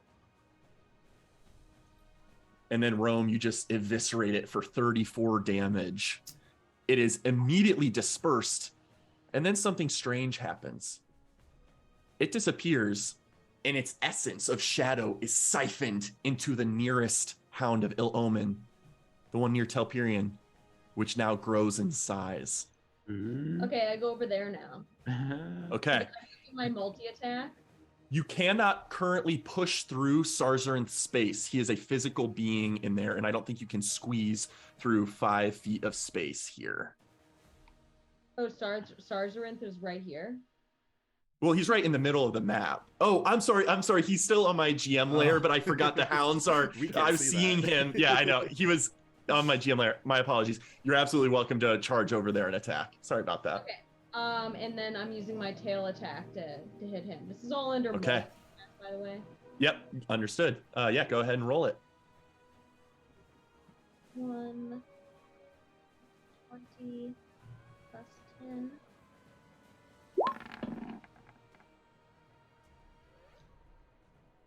Uh, 17 does hit the Hound of Ill Omen. Go ahead and roll your damage. 3d8 plus 7.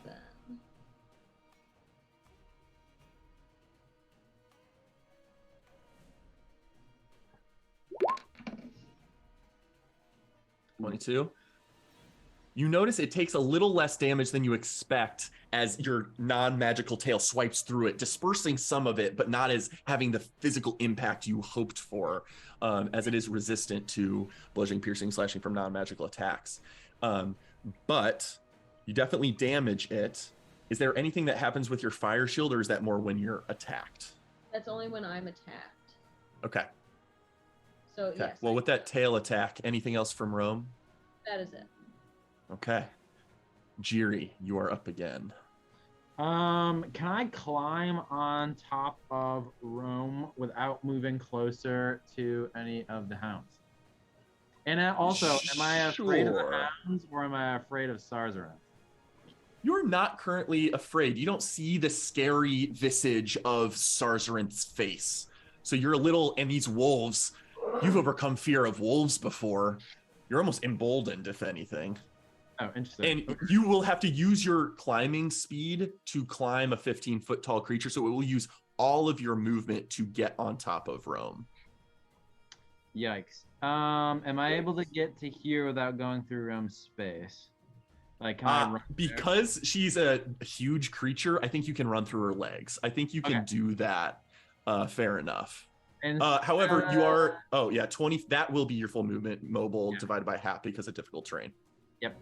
Okay, so I'll just run through her legs for now, and attack this creature twice. Okay, go for it. Go ahead and strike. And this is not my focus, right? That is correct. Yes.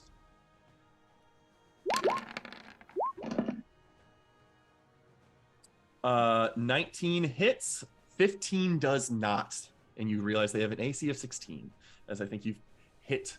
So you might not have known that, but whatever. But yes, one of them does damage, magical weapon, so it's going to take the full brunt of it. No necrotic or acid. 21 damage. You see that one now cut down very low health as you bisect the entire cloud, and it's trying to slowly knit back together, but the hound looks very damaged. That it for Jiri? No, I'll use my bonus action to blast this thing with my decanter as well. Okay, it'll make a strength save, is that right? Save, yep. DC 13. Dang. 13 minus 1. So it is definitely impacted by magical bludgeoning damage, I think. It is not knocked prone, as you see its cloudy form being immune to the prone condition. But it does take 3 damage. Got it. 3 damage is what it had left, so you disperse that hound. So you slash it, bisect it, and then with a quick flip of your decanter, blast it, and it just fully disperses the mist.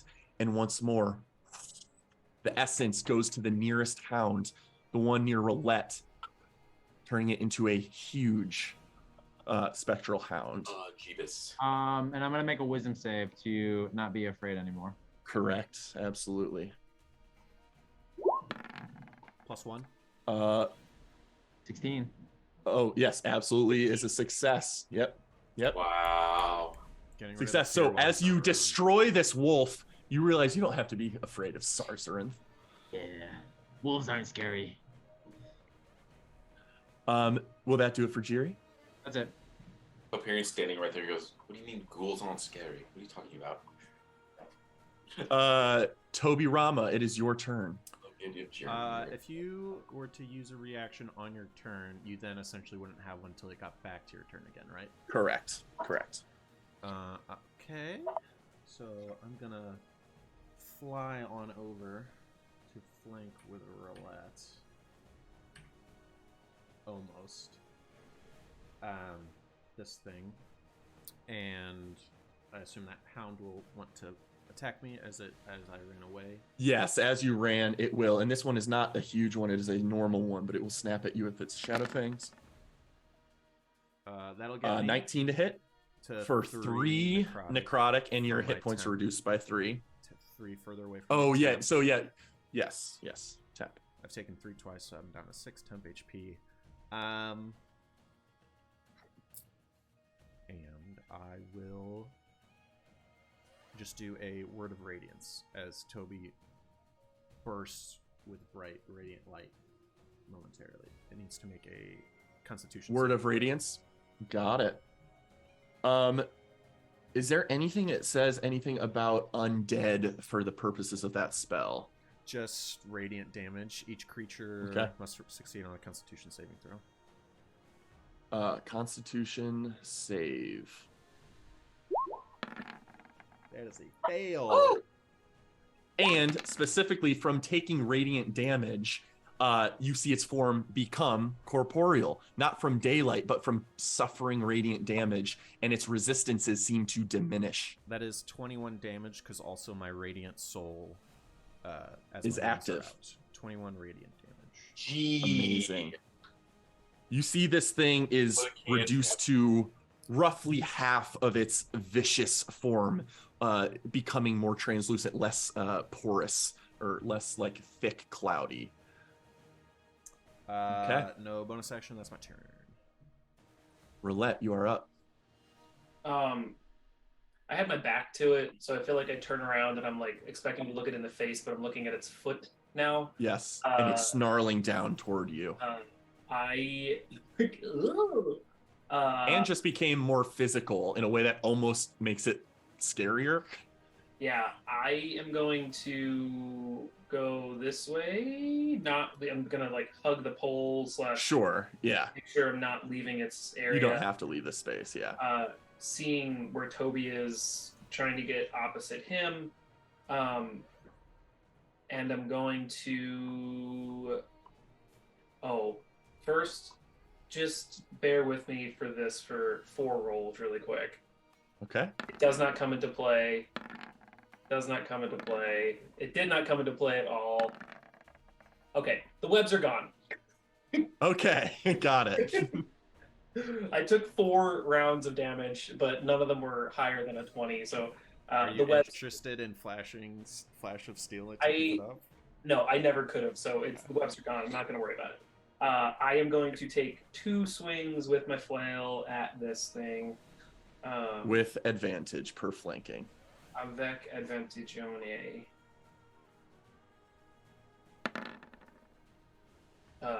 20. 20 absolutely hits, yep. Purple. First one does 7 Yeah, damage. that's interesting. Uh, 7 damage strikes it. And then the second one, another 20, Yep. Wow. and another 9 damage. You see it being bashed around by your flail, and it is suffering these blows. A physical creature is being impacted heavily by these bludgeoning attacks. It looks pretty banged up, but it's not down yet.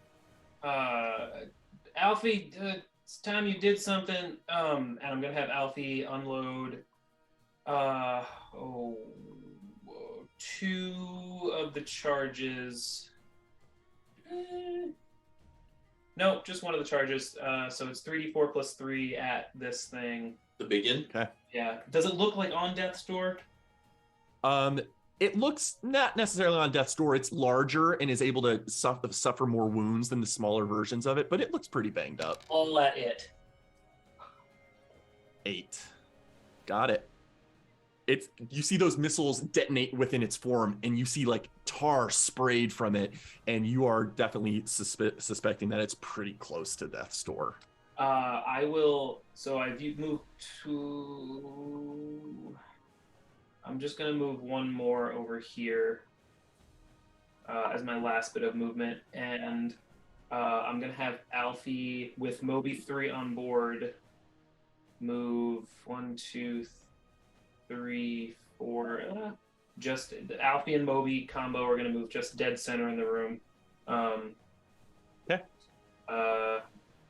And this is for Alfie's fear, real quick, but that's the end of my turn. Okay, got it. It is Sarzarin's turn. I had retroactively rolled for a thing for him last time, and I'm doing it again to see if he recharges. He does recharge this turn.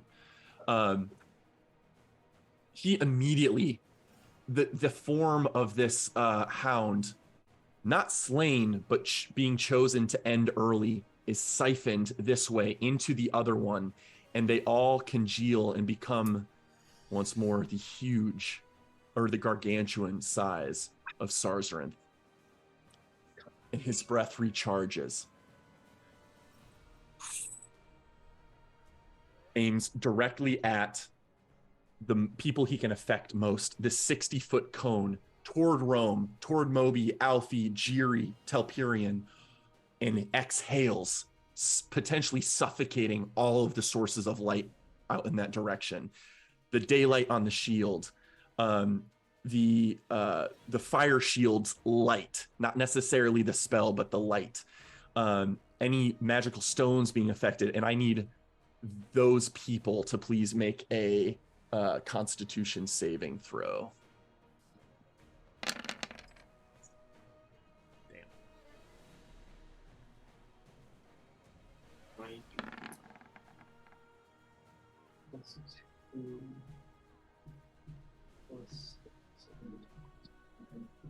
I wonder if I should have done that earlier. I don't know that I remembered to do that, but that's all good.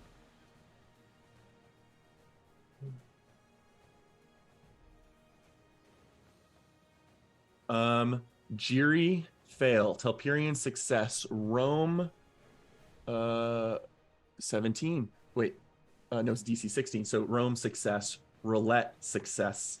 Alfie. Or Alfie, success. Moby 3 might be just.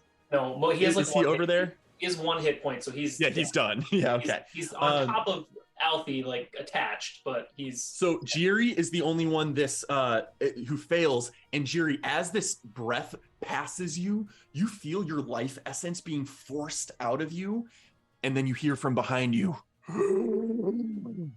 as a fell shadow has been summoned from your body. Oh, God. And immediately rolls initiative. Nice. With an 8, it's going to move pretty soon. After Telperion will go.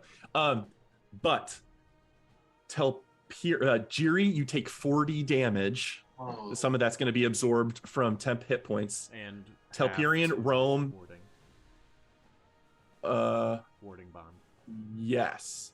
Yeah, so it deals 10 and 10. 20 damage. And then that goes to his total. temp. So some of that eats through your temp, and then Yeah, the so rest at spills over 11 into your health. So I take 9 damage. You take 9 damage. I take 9 damage. You take 9 damage as well, Toby Rama. And then Telperion, Rome, and Roulette, unless there's other variables, are going to take 20 damage each of necrotic and acid as this spray of sulfurous tar, spittle, and cloud just eats through your flesh. Do I have to do a constitution save because... Yes, you're concentrating on polymorph. I do need a con save. Which is amazing that you saved to take half damage. Nice. And that will succeed. You will hang on to your form. Okay, but I took 20 damage, you just said? Yes. Okay. Good thing you have a million health. Yes. That will all the light is not just put out temporarily, it is dispelled. So can you guys help me chase down those light sources and remove auras and such, because those are no longer there? Is my aura still there? No, Fire? your aura is gone. Your fire shield is still active, but the light from it has been suffocated. This Got is it. what has the daylight on it. Okay, I'm just gonna put that to the GM layer. Oh, And jeez, move it I away. forgot what this freaking map looks like. a lot more ominous. Whoa. With that, now being in dim or dark light, for the first time, Sarzarinth will use, as a bonus action, his shadow stealth, triggering a stealth roll and disappearing entirely Holy into the fuck. background. Yikesies. And he Eats my has a pants. movement speed. He has a movement speed, and you're not quite sure where he may have moved to. As he is finally no longer forced into corporeal form, not sizzling daylight, not restrained, he finally gets movement back and uses it to its fullest capability. Oh, that actually has a good range. Oh, but I can't do both. Fuck. Fully hidden in darkness, not sure where. Telperion, it is your turn. All right, I'm gonna move here and let's just try to annihilate this thing. And I have dark vision, so I can see this thing, right? Yes. Okay, then I'm gonna step over here. It takes fire damage. Okay. Takes 4 fire damage. And then I was playing. 4 fire damage automatically. Got it. I was gonna swing with advantage against it twice. Yes, you are definitely flanking against the fell shadow. 16 plus 9. 725 to hit the first one. It definitely hits. Okay. 2d6. 2 5s. I get another d6. Mm-hmm. Indeed. And rerolling that 2. Okay, another 5, but it doesn't chain like that. So 15 plus 5 is no 21. 21 total damage. Yeah, because it's 15 plus 6. You completely bisect it, and it is almost dispersed, but the energy still lingers, hoping to knit back together into a form. It is almost destroyed. Okay. I'll second attack it. Okay. 18 plus or 27. Again, a hit. Yes. Oh, 2 3s. Adding another D1. Another 3. That's fun. Okay, so 9, 10, 15. How do you destroy this fell shadow? It just goes. It's a really quick, like just there and back. Just Perfect. You saw again, almost Dementor-like Shadow Moby leaning in Jiri's direction and almost siphoning off Jiri's essence, but you cleave it through and disperse the vapor before it had a chance to actually injure Jiri. It is destroyed. okay. I'm gonna do some jumping. I'm also gonna take out the torch. Okay. And then I'm gonna jump. And I have like 55 movement speed right now. Is this a pillar? Mm-hmm. I'm gonna just hop, and I don't need to get really far, but I think between with hopping, I can get here fine, right? Yeah, going around the column. Can you trace out for me the exact trajectory and route you take, please? So this would be 10, and I'll do a jump. Okay, so I should, so going over and then along the wall. Yeah. Effectively. If I'm jumping like that, I don't have to deal with the You can't continuously jump. You got to make one jump during your turn, so you might have to muscle your way a little bit and then jump the rest. But okay, so I'll go 10 here, and then I'll jump 30 there. That should be doable with your movement speed, as long as it's 50. Yeah. And then I have the torch on me. Got it. You have it on you in your person, right? I open it. Okay. You take it out and it begins to illuminate the space. Will you put an aura on yourself for me? Yep, I'll work on that. So that was action, interaction. Bonus action. I'm gonna heal a D10. Silent pulse. Got it. And then so you can move on, and I'll get those things added. Perfect. You destroyed the fell shadow before it had a chance to move. It is Shadow Moby's turn. It's my level. So and there's no sign of Sarzarinth, right? It is all pitch black darkness, other than the continual flame that just now illuminates a space that Telperion takes out. Jiri will yell to Shadow Moby, "Hey, Shadow Moby, do you see him?" And I guess I'll instruct Shadow Moby to search for Sarzarinth if he can, just look around. Yeah, he can start moving around and make a perception check. Okay, so I'll have him start moving in the direction that Sarzarinth was last seen, maybe okay, this way. Okay. And he'll make a perception check as he goes. Perfect. Go ahead and roll. His perception is a 0. Okay. you guys see that? A 0. No. I can. It popped up for me, but I wonder Critter, why. you have the checkbox for it to do it, so we don't have that. Oh, interesting. Okay, I will make that visible for everyone. Thanks. C and C. Boom. Got it. Moby searches around, aimlessly looking in different directions, but it just seems like a void of dark black space. Even your dark vision can see hints of the walls and stuff, but you don't see Sarzarinth. Okay, that's it for him. Got it. It will be Rome's turn. Can I use my perception as a dinosaur to Yeah, absolutely. Yeah. figure out where it is? Yep. That will be an action to perceive. So go ahead and roll a perception check. It's 4. +4. Sorry. I rolled a 1, so I held 9. By the way. Got it. Dang. Ooh. Yikes. Also, are people okay to push a little past the 4-hour mark? Snow day, baby. We can go as long Oh, as nice. Oh, nice. Nice. Fuck, I'm so jelly. Rome, similarly to Shadow Moby, you look around in your Tyrannosaurus form, and actually you can use your own. No, this is polymorph, not wild shape. Okay, so this rolls with a 9. You don't see any evidence of where that creature went.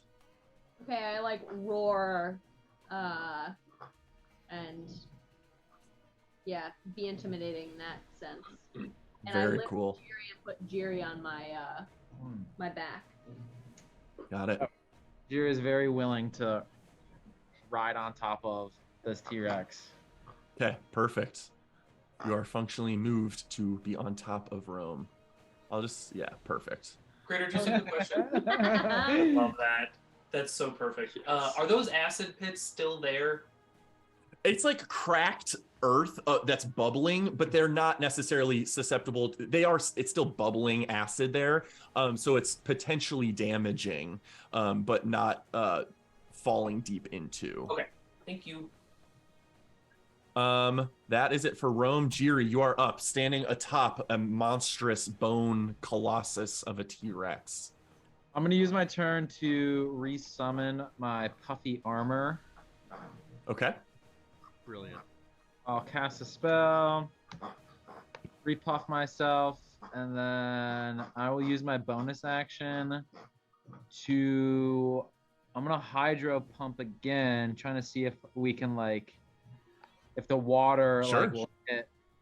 I'm just gonna kind of spray it in. Yeah, show me a direction. Just pick a direction, and I will be very honest about its location if you hit it on its when I can see its GM layer. Okay, I am going to spray.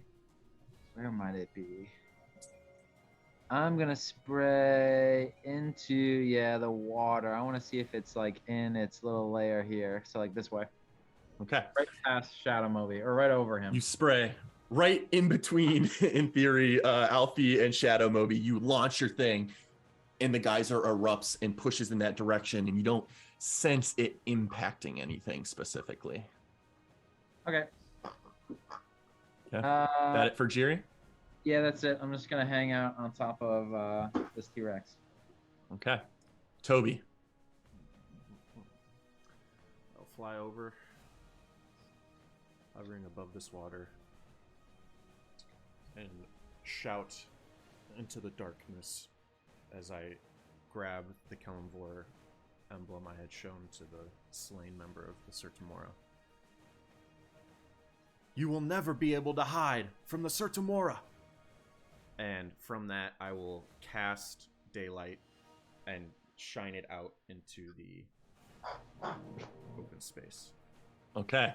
Go ahead and put an aura on yourself, the 6120, and we'll see what happens here. 60. 120. And let's make that a little lighter.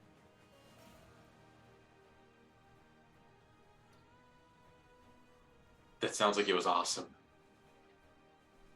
Okay. Bright light erupts from you in a 60-foot radius and dim light out past that. You see no sign of Sarzarinth in this moment, as he can hide even in dim light. So your bright light has not revealed to you the location of him. Critter, can you move his aura to the team layer when you get a chance? Thank you. Yes, absolutely.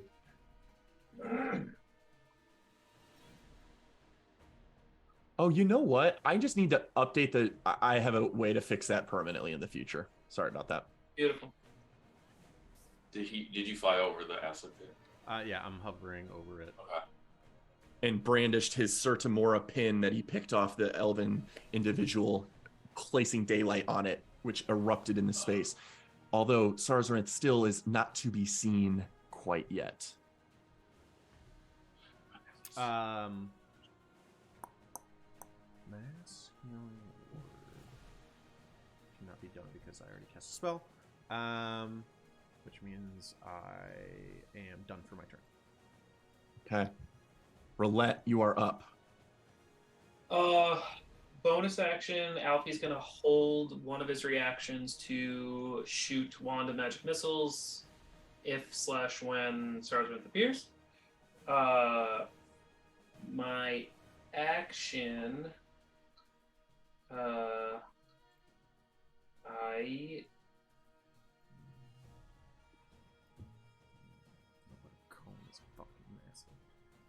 I am going to move 1, 2, 3. Oh, there.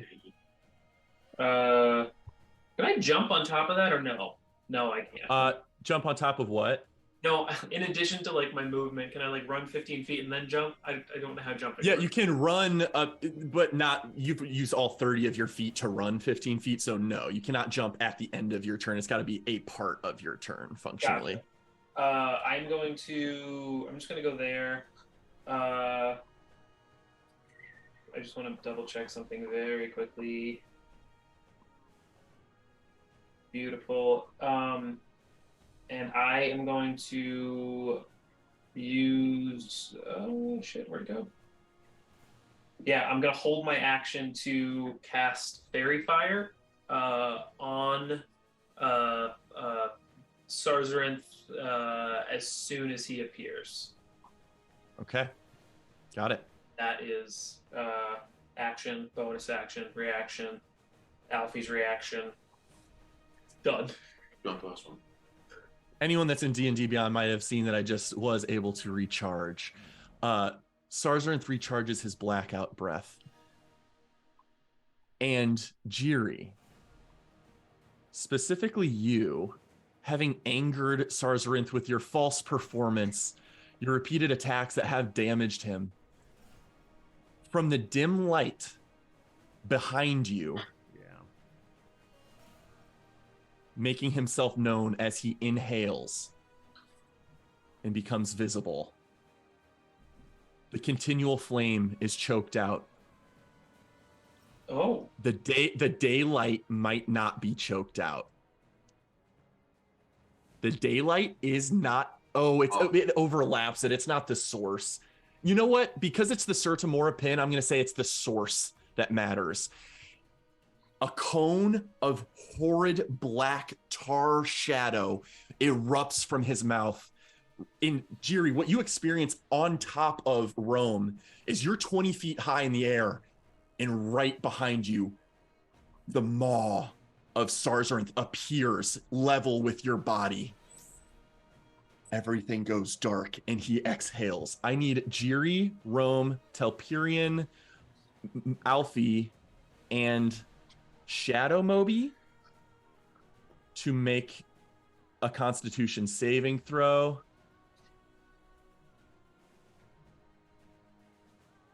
I do think he can get roulette in that too. 1, 2, 3, 4, 5. That's. How do I just turn this on? It's a little close, and I don't want to err on the wrong side. I'm going to say roulette is just outside this cone, but all the rest of people in this area. But Jiri has not broken character, so this thing still thinks he's like a little like resemblance that has been turned. It no longer believes that. Sarzarinth no longer believes the ruse and was not fooled by your sword strikes thinking the light was doing it. It was very fun flavor. He was not fooled by it. Christopher, as yes. As Alfie takes his last mechanical breath before going down, he will release 2 charges of the wand directly at Sarzarinth with his held action for the Wand of Magic Missiles. Okay. So 4d4 plus 4. Solid 11. 11 damage towards Sarzarinth's form. Got it. And I need him to make a dexterity saving throw. Sarzarinth? Yes.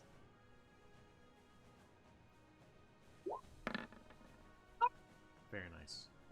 Sarzarinth will use his only legendary resistance to succeed on the saving throw. You did so good, Spren. And is not fairy fired. It is funny because I usually flavor Fairy Fire as like coming from Alfie, so this makes sense that it didn't work. What's the saving throw on the breath? It is a 16 for the blackout breath. Wait, where are you? I'm a 15. I'm right next to you. Oh. Dude, it's gotten. Here, Just your use reaction. reaction. Fairy Fire. Sorry. So. Oh, Jiri, lovely, because you just redid your temp, right? Yeah, he did. Jiri Jiri just did rebuff, but 36 points of acid damage or necrotic and acid to those that fail. Half that to those that succeed. I'm gonna shield. Okay. Yeah, so that would be 36. You're shielding down to what? I'll tell you. And then Jiri, fail. You would take 36, but your temps absorb a good chunk of it. At 18, so it absorbs all of it because he is warded by me. Oh, amazing. It also hit Shadow Moby, right? Yes. So Shadow Moby is now dead. Okay, Shadow Moby and Alfie are reduced to unconsciousness or whatever that looks like for them. It was 36. Jiri, your armor, just steam billows backwards from you, not harming Sarzarinth, but most of your temporary hit points being reduced. Toby Rama, you don't take any damage because of the temp hit point thing. That's crazy. That's a really good combo. Rome, had you rolled a save in there? Yeah, I rolled a 5. Okay, so 36 points of damage, and I do need you to make a Constitution save to maintain concentration on your spell. It's gotta be 18. The DC is 18.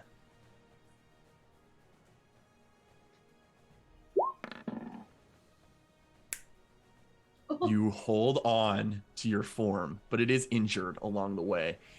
And because he is not fairy fired, bonus action, shadow stealth. 9. 22. Rome, what's your passive perception? Oh, you're in polymorph, not wild shape, so that doesn't matter. Toby Rama, what's your passive perception? 28, baby. Okay. Ooh. Sarzarinth disappears and no one can see him except Toby Rama, the holder of the Sertamora pin that is illuminating daylight. You could see that Sarzarinth almost moved forward into the light, but was repulsed by it and shrank backwards. So he is far back in the tunnel, in this direction. Wait, what was the check on the passive perception? Because the Tyrannosaurus Rex has a 14. Oh. Yeah, it's much higher than your passive is the point. Okay, I see. Okay. Toby's passive is just uniquely high, and so he actually he saw where the shadow of Sarzarinth backed away to. So you see that, Toby Rama. It's backward. That is Sarzarinth's turn. Can I shout out to the group. Sure. He couldn't retreat and he couldn't enter the light. He's retreated further. Okay. Telperion, you are up. So he's like, Everyone, I'm very hurt for the record. I'm gonna use my bonus action and drink a health potion. Okay. I'm gonna use my potion of nicer healing, which was the one I nat 20'd on. Yeah, so 3d4 plus 3 specifically. It says 3d6 plus 3. That is I not must have correct. miswrote that. 3d4 Yeah, you miswrote it. It's 3d4 plus 3. I believe, yeah. I don't know why I did Because that. it's in between a regular and a greater. Nicer. Isn't that cute? Oh, wow. It It's is really cute. bad. 1, 2, 3, 4, 5, 6, 7, 8 healing. Okay. You down it almost too I rolled quickly to let its full effect take place. Oh, yeah, I forgot about that. Very hurt at 25. And I'm gonna grab Toby. Yeah. Okay, I'm gonna grab him, literally grab pull him. Yeah. Well, no, I'm probably gonna use. Wait, stay where you are. Okay. I'm going to pull you 30 feet towards me using my greater telekinesis. Will you Wow. roll that for me and I'll move? I can. Are we gonna Show me, yeah, place him 30 feet where you want Telperion, because you are in control of this movement. Toby Rama is not necessarily in control. You're telekinetically shifting him. Yeah, I gotta move 5 feet towards him because he's 30 feet away now. Okay. Cost me 10 feet of movement, so I have 45 left. Next to And you. then I can only move you up to 30 feet, so I'll put you probably right next to me. And I don't know if you're in the air, but yeah, I'll just pull you. Yeah, so there you go. Okay. With that location, the bright light overlaps Sarzarinth's form enough to force him into his corporeal form. As you move this beacon of light towards him, you see appearing, apparating out of thin air, the shadowy form forced into the solid form of the black tar-like dragon.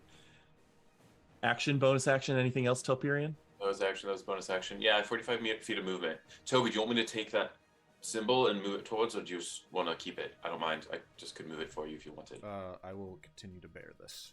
Okay, so I get to move 20 feet. Or I'll hop, which I think 10 times 2, so 20. I can do 20 feet standing still. That is correct.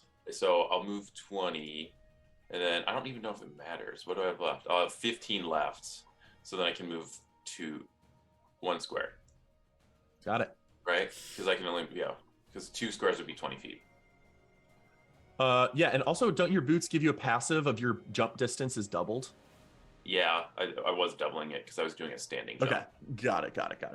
Oh, but yeah, that makes sense. And that's my movement, that was my action, that's my bonus action, and then I'll wait here.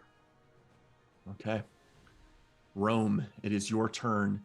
You bear Jiri upon your head, and you can see Sarzorinth become visible back in this tunnel. I charge him with Jiri on top of me. Hi-ho, Silva! Amazing. I can't move Jiri though. And I tail attack him. Okay, go ahead and roll it. Damn, is that an axe? Yes. It was on the couch, so now I am bearing it. I love it. 18. It's a +10. 18 just hits. You swing your tail into the vaporous form right as it's crystallizing and becoming solid, and you impact it with a bludgeoning strike. 4d12 plus 7. Bam. Come on, baby. Oh, I see a 10, 11, 11. Oh, Holy my fuck. Moses. You smash Sarzorinth. What does this look like when you just absolutely rail him with this tail attack? Well, it's like a charge, and then he's like spinning, so gaining a little bit of torque and momentum, and then like bitch slaps him in the face with the tail. Oh. Just for the fun of it, I'm going to say he moves 5 feet over as you just whomp him over slightly. And as a reaction, Sarzorinth will immediately use his dark defense, conjuring a globe of magical darkness around him. It does not dispel magical light, but it is not illuminated by it. So you lose visibility on Sarzorinth, but you still see the sphere of area he is contained within. Okay. I'm assuming, like, how close is Jiri in this scenario? Like, is he's effectively, like, let's say Jiri's here. Like, he's on top of you, in the center of you, on your head. So, like, he's a little farther back. You're a huge creature. He's probably centered on top of you, so to speak. Okay, cool. All right, that is my turn. Okay. Jiri, you are up. Sarzorinth has just put himself in magical darkness. You are right on the edge of this globe. You can still see everything behind you, but not forward. What do you do? I'm gonna guide T-Rex head closer to Sarzorinth so that I can strike and slash and hack at him while riding on the T-Rex. Okay. And then you strike. You are effectively still a little far away because you're kind of like on top of him. So you are 10 feet away from a strikeable object. Well, I guess if you're leaning the T-Rex forward, like the head, like, because I'm on top of the sure, head. yeah. That's fair. That's fair. So functionally, you're close enough. Yeah, that's badass. Disadvantage on the strikes. Oh. Jeebus. Shucks, I already rolled. Here, let me roll a d20. Yeah, just give me another one for the disadvantage portion of that roll. 4. Love it. Yes, still is going to hit. Absolutely. No, we're back to the one hands being more. It always is. 14 damage. 14 damage. He is in his gaseous state, so he only takes the full psychic. How much is that? That's only 2 psychic. Okay. 8 2 total. psychic and 8 or 6 left, or 8 left. 6. Yeah, got it. 8 total damage. You slice and you feel your psychic damage leave the sword, and you feel a horrifying sensation of pure, spiteful, vicious anger begin to just leech from where you attacked. Go ahead and make your second attack. 15 will miss. 3 lightning damage. Okay. Is that one lightning? It is one lightning. And then I will attempt to blast it with my decanter. Okay. As the head kind of like moves back farther away, last thing I do is shoot a jet of water at it. Strength save? Yep. 15? It makes. Okay, so once more, you issue that geyser into the darkness, and you just hear it impact the stone against it in the back. Not sure if you had any effect there. Yeah. That's it. At the end of your turn, Sarzarinth will use his final villain action. You having made an accidental psychic connection with the swipe of your sword, you feel the feral back against the wall rage of a creature like this, alien in its shadowy form, and it uses its hatred incarnate. He emanates this spiteful, raging darkness that assaults the minds of both you and Rome. I need you both to please make a wisdom saving throw. Don't forget that +1.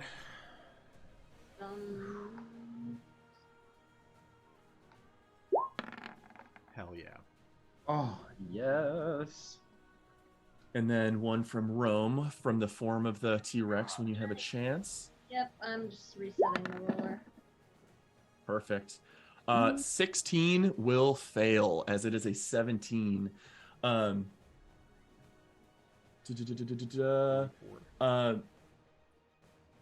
Yes, Rome. You take 44 points of necrotic and psychic damage, and I need you to make a Constitution saving throw. Jiri, you take half, 22 damage, as you just feel the aura of hate seeping out of this creature, just like riddle your mind. Wait, how much damage am I taking? 44. 40. Toby, you take only 20. Oh, nice.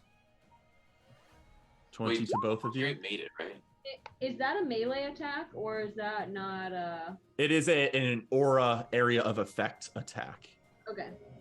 And then you wanted a Constitution save? And yes, Jiri is saved, so he took half, 22 instead of 44. Some of it hit his temp hit points, the rest of it hit he and Toby. But you have resistance to it, right? So it would have only done 11. I don't think that's how Warding Bond works. I think it's damage done to him is damage done to me. I don't know if I would get the benefit of my... No, you don't get the resistance, but Jiri should have been 11 resistant to all damage. Yeah, so it should have been 11 to begin with. So 2 of it eats the hit points, and 9 damage hits both Jiri and Toby Rama. Wonderful. That is a crazy strong combo. Yeah. I thought Rome, with your Constitution saving throw, having taken 44 damage, the DC was 22. You shrink to Rome's form as you lose concentration. And Jiri, you fall. You were 20 feet up. I would like you to please make an acrobatics check to see how you fall. Does puffy armor only go on weapons? You did beat 10, so you take half and are and do not fall prone of 2d6. So you take 4 points of damage, becomes 2 to you and Toby Rama. You are not prone, but you did fall. Probably 3-point landing, honestly. Yep. Jeez, that fucked us. Nice job. That was guys. that was after Jiri's turn. So Toby Rama, it is your turn. Now, without that big thing in my way, I'll go here. And brandishing out the emblem of the Sertimora, which encompasses Kalimvor. as well as others. I will almost kind of use it in front of my necklace of the Forsaken Medallion, almost like intending that my spell focus, the magic's going to go through both. And I will attempt to cast Banishment on this creature. Having used its only legendary resistance already, burning through that resource, it will make a Charisma saving throw. That is correct. What does it look like when you attempt to banish him? What happens as you're holding these two foci out, the Forsaken Medallion, the pin, channeling your essence? He might not see it. He'll be feeling the effect, but he might not see that. Almost kind of starting from behind him, Silver Mist is attempting to fully cover his form, and we will see if it succeeds. As you do this, the Mist Spirit, as the silver mists wrap around you, you feel it, a connection to it, and it rushes over to you and suffuses your body, as it has one opportunity to help a follower of a dead domain deity for some effect. And I will let Sarzarnth have disadvantage on this one save. Gee. Pseudo wish. Oh my god. He's gonna make it. I mean, 2 That's definitely. okay. And that's okay. A 14. What happens as Toby Rama, fueled by the Mist Spirit, holding the brand of the icon of the Sertamora, how you banish this creature from this plane? The mist successfully coats the entire form of Sarzrinth, I wanted to kill it. and as it flakes off, there's nothing underneath. And I will begin concentrating on banishment.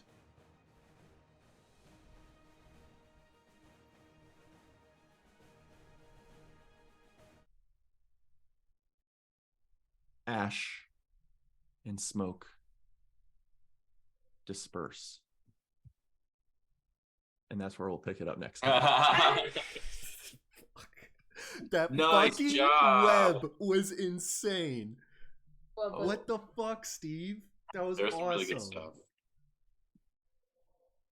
That was a really fucking fun fight, in my opinion. I hope But you yeah, I all liked enjoyed the it. villain actions way more than. big thumbs up to the villain actions as opposed Yeah, to the legendary actions just let it do more bites and detects and stuff every turn. It's like it's way more cool if they have like 3 ultimate abilities that they can use anytime throughout the combat after a character goes. It showcases who they are better. It's more flexible. It's more interesting. Like I think it works better.